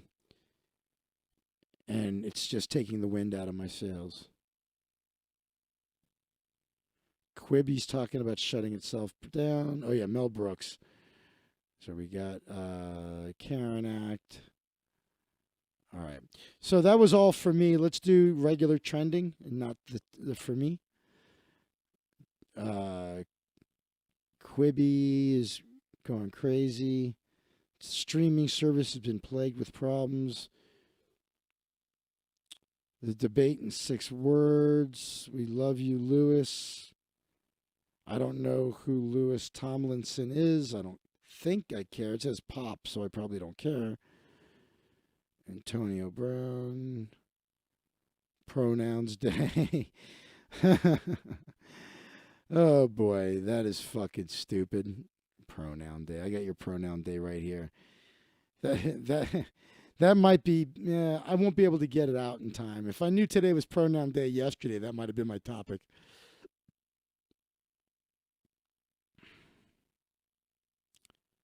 Pope Francis calls for civil unions for same-sex couples. Good for him. End SARS now. What's this about? I don't think I'll do a video about it, but what is it? A stranger called with her phone, says she was at the scene of a shootout during the protest. They're protesting SARS. This is some kind of shooting in some country I don't know anything about. All right. I'm sure it's horrible. I won't be making a video about it, though. And, all right, so that's regular trending. We'll check news. This LA reaching a milestone of homicides. That might be my topic. I don't know. I also like the idea of, no, you're good, Lizzie. I was complaining long before you got here. Reminds me of the Blade Runner scene.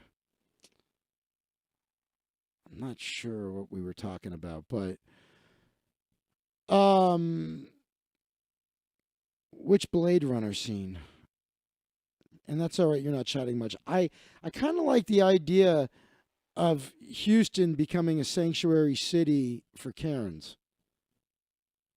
I kind of like that as a headline. CDC expands the definition of close contact. I'm fucking over giving a fuck about the virus. Lagos is locked down and the army under scrutiny after protesters fired on.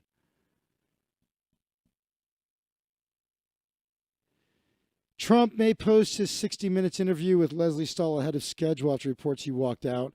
I wonder if he recorded it separately. That's something I've learned when I watch these people go to be interviewed. It's like, I don't think it'll ever happen for me, but if somebody were to ever ask me to come on their show, like to be interviewed, I'd say that's fine, but I'm going to have my own camera set up recording because I want a completely unedited version of this. And otherwise, I'm not doing it. When I was talking about Vegas being ruined, yeah, I thought that's maybe what you meant, but New York Times opinion says the real divide in the U.S. is between political junkies and everyone else. I could buy that. You know, because it's like you've got people that are really hardcore and then regular people. And for regular people, the problem is regular people, I feel like, are getting their information from mainstream media, which is so terribly biased. And I feel like a lot of regular people who don't normally vote are going to vote this time, and they're going to go with the mainstream narrative.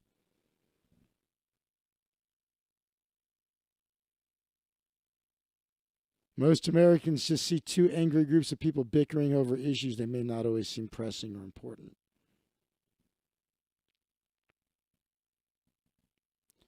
I bet it won't let me read it. It's probably going to tell me to fuck myself because it wants me to pay for it. Now, I got lucky with the LA Times. Maybe I'll get lucky again. I wish there was some more ads here. Looks like I'm getting lucky. It seems like every week, couple weeks, month, it lets me read a couple of articles. But we'll go through this and then we're going to end the show.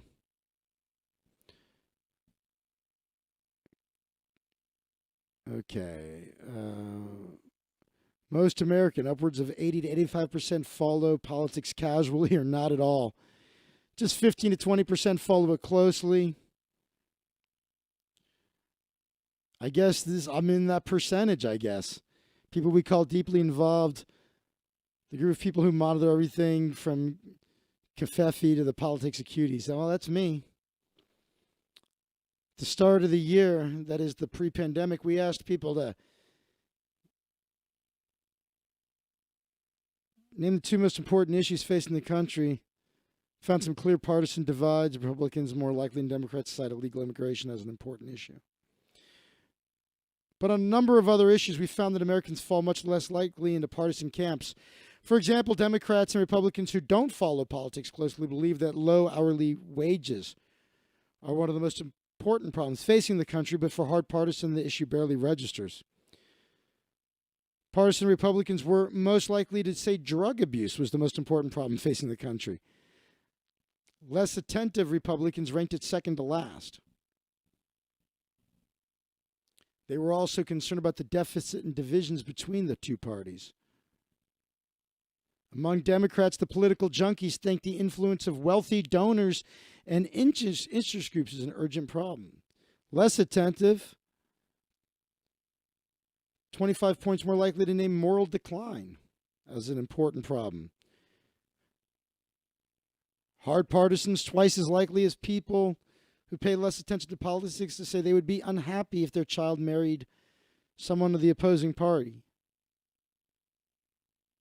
Hard partisans are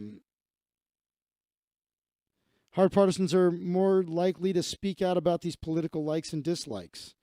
But see, I don't feel that way. I don't think I'm well, see, this is the difference. I'm super involved in politics, but I'm not a hardcore partisan. Lizzie, I'm deeply casually involved. Yeah, I think you just described both of us. 45% of people who are deeply involved say they frequently share their views on social media, in some cases daily. Only 11% for those without a politics habit. Pew, pew. Study finds 10% of Twitter users are responsible for 90% of all tweets about politics. But that follows the 80-20 rule. You know, it's not always exactly 80-20, obviously, but it's the same idea. It's always like that, right?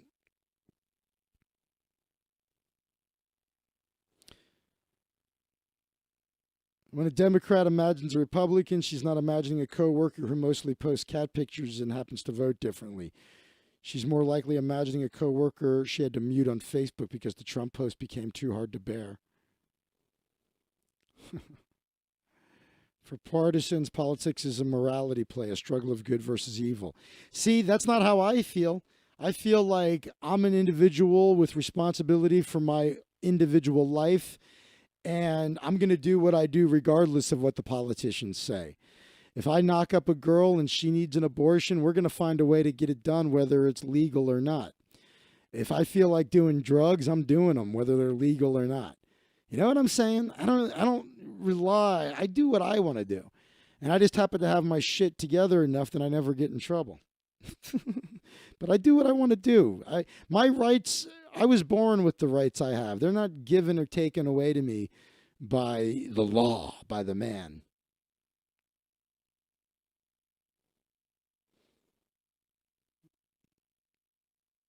So there might be an advantage for politicians who focus less on the demands of partisans, more on tangible issues. Yeah, no shit.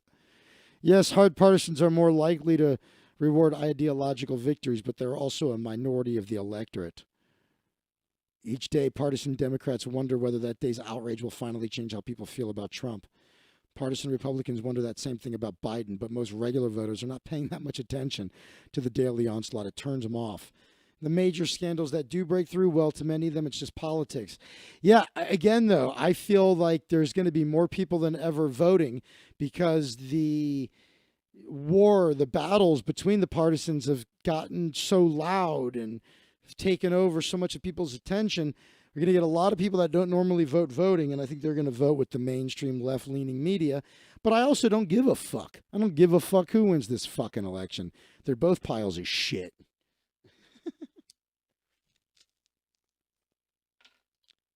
Have any of you noticed how that I'm kind of having fun with my pop filter? I've been trying to make an effort to make it pop, but it works pretty good. I don't know why my headphones decided to disconnect from my fucking computer. Everything went to shit today, technically. If you want to improve my life and my show and make everything in my life better, go to my Amazon wish list. You'll find all kinds of things on there that could help improve my life in the show. So go to ZachWaldman.com/fans. You could join my fan club, but you'll also find affiliate links, things you can do that are absolutely free to help me in my life during these tough times. If you're watching right now, please hit the thumbs up button, subscribe to the channel, hit the little notification bell, hit all, and then you'll know when I upload a new video like I did last night. Even if you hit the notification bell and you hit all, you may not be notified because I have friends that don't see my notifications despite doing all of that. They're friends of mine. I call them. I go, hey, man, did you watch my video? I didn't know it was up. I go, how is that? Well, I don't know. I subscribed. I hit the bell. Okay.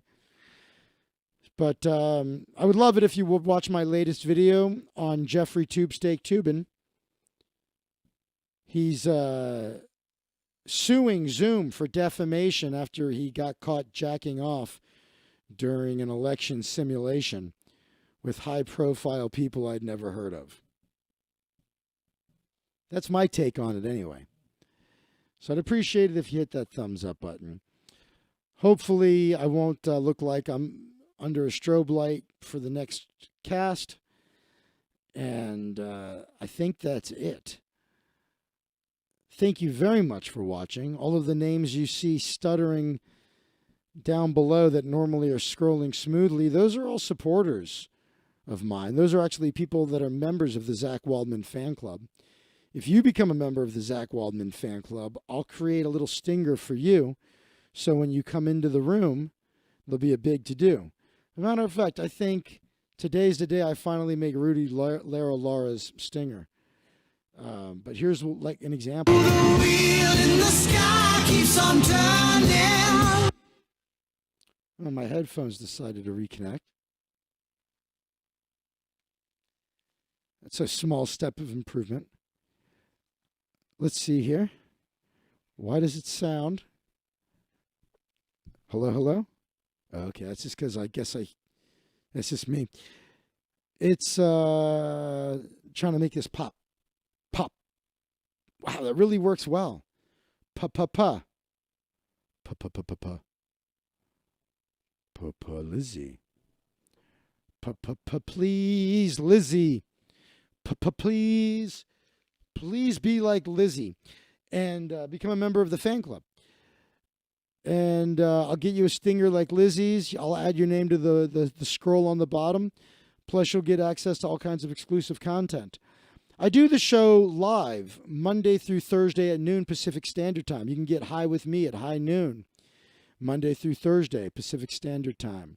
On Fridays, I go live, but you never know when. Typically, it's my fireside chat with Juan. It's my no agenda podcast with Juan. It's usually Friday evenings at 7 p.m. Pacific. But you never know. Might go live earlier, later. Juan might be there. He might not be. This last week he couldn't be there. You never know what's going to happen. Also, I do a cast that's only for the members. It's the Drew and Zach episodes. And those are in the members area. Completely uncensored. I can show you porn clips. I can show you examples of the stepmom stuck in the couch or in the other furniture videos. All that kind of stuff. So we could do anything we want in that area. No holds barred. And blob-diddy-blah, blob-diddy-blob-diddy-blah. I've got dogs barking. I'm going to play you out as always. By the way, when I took a break earlier, I played a song from the New Breed Orchestra, Reverend Carl's old band. And the song I played, it's called Fee Fi Fo Fum, and one of the lyrics is, I'm watching the fall of a what is it? He goes, I'm watching the fall of a failing empire, I think, something like that. And I'm going, oh my God, is he talking about America? That song's old as fuck, but it sounds like he's describing the fall of America. So the next time I play Fee Fi Fo Fum by New Breed Orchestra, listen to those lyrics and it's like, Jesus Christ. I have to ask him what he was talking about. That's what I got to do. I got to get in touch with Carl and see when I can. Now that I got a gimbal and I got some shit together, I got to go over there and see about doing a garden cast. Thanks for watching, everybody. As always, I love you all more than chocolate cake. And here is the Reverend Carl for you. I'll see you tomorrow, noontime Pacific. And please go watch my latest video on my YouTube channel. And no, you're good, Lizzie. You're the best. Have a good one, everybody. 1, 2, 3.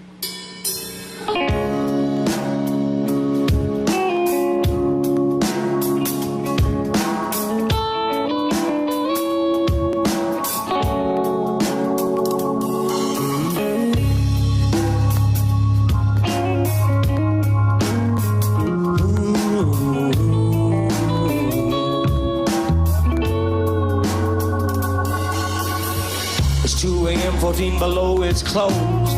My work is done, but I'm feeling low, and I wanna play the night away, the night away. I can't stand to be alone. I gotta bring over some people to fill up my empty home. Yes, I do. Yes, I do now. I'm having a party, having a party, having a party. I'm having a party, people. And a party, people. Well, well, well. Put out the word to the chosen few. I got the SMC, my friends. Bring your choice of brews, your choice of brews. The buzz is on and the mood is set. The candles burn as the turntables turn by the TV set. Yes, they do. Yes, they do now. Having a party, having a party, having a party, having a party, people, having a party, people, and everybody's getting down now. Party people, having a party, having a party, having a party, people. The party people, well, well. The monster man is feeling smooth. While in the mirror he's busting moves till he finds his groove, till he finds his groove. Johnny Poet is feeling numb. He's gonna drink until the sunlight comes out to play. He's always running away. Where are your shoes today now? Having a party, having a party, having a party. We having a party, people. Party people. And everybody's getting down now. Party people, having a party, having a party. We having a party, people. And a party people.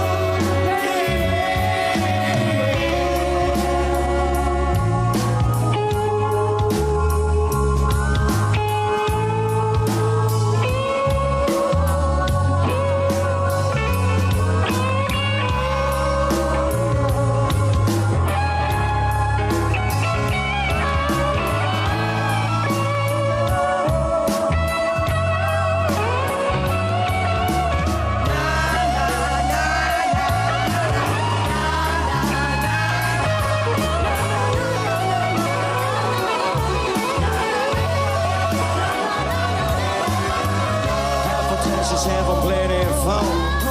He's been drinking them 21s like they're going out of style. A jungleberry scabbing tabs. He'll smoke all the weed you have if you let him away with it. I let him away with it. I let him away with it. Away with it. Away with it now. Having a party. Having a party. Having a party. We having a party.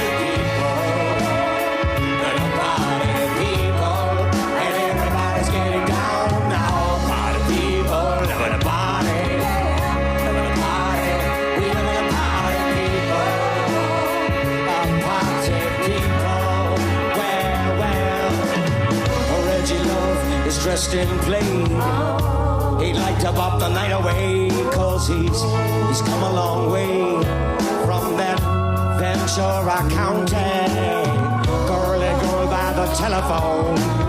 She's been waiting on a man to call so she can share her love.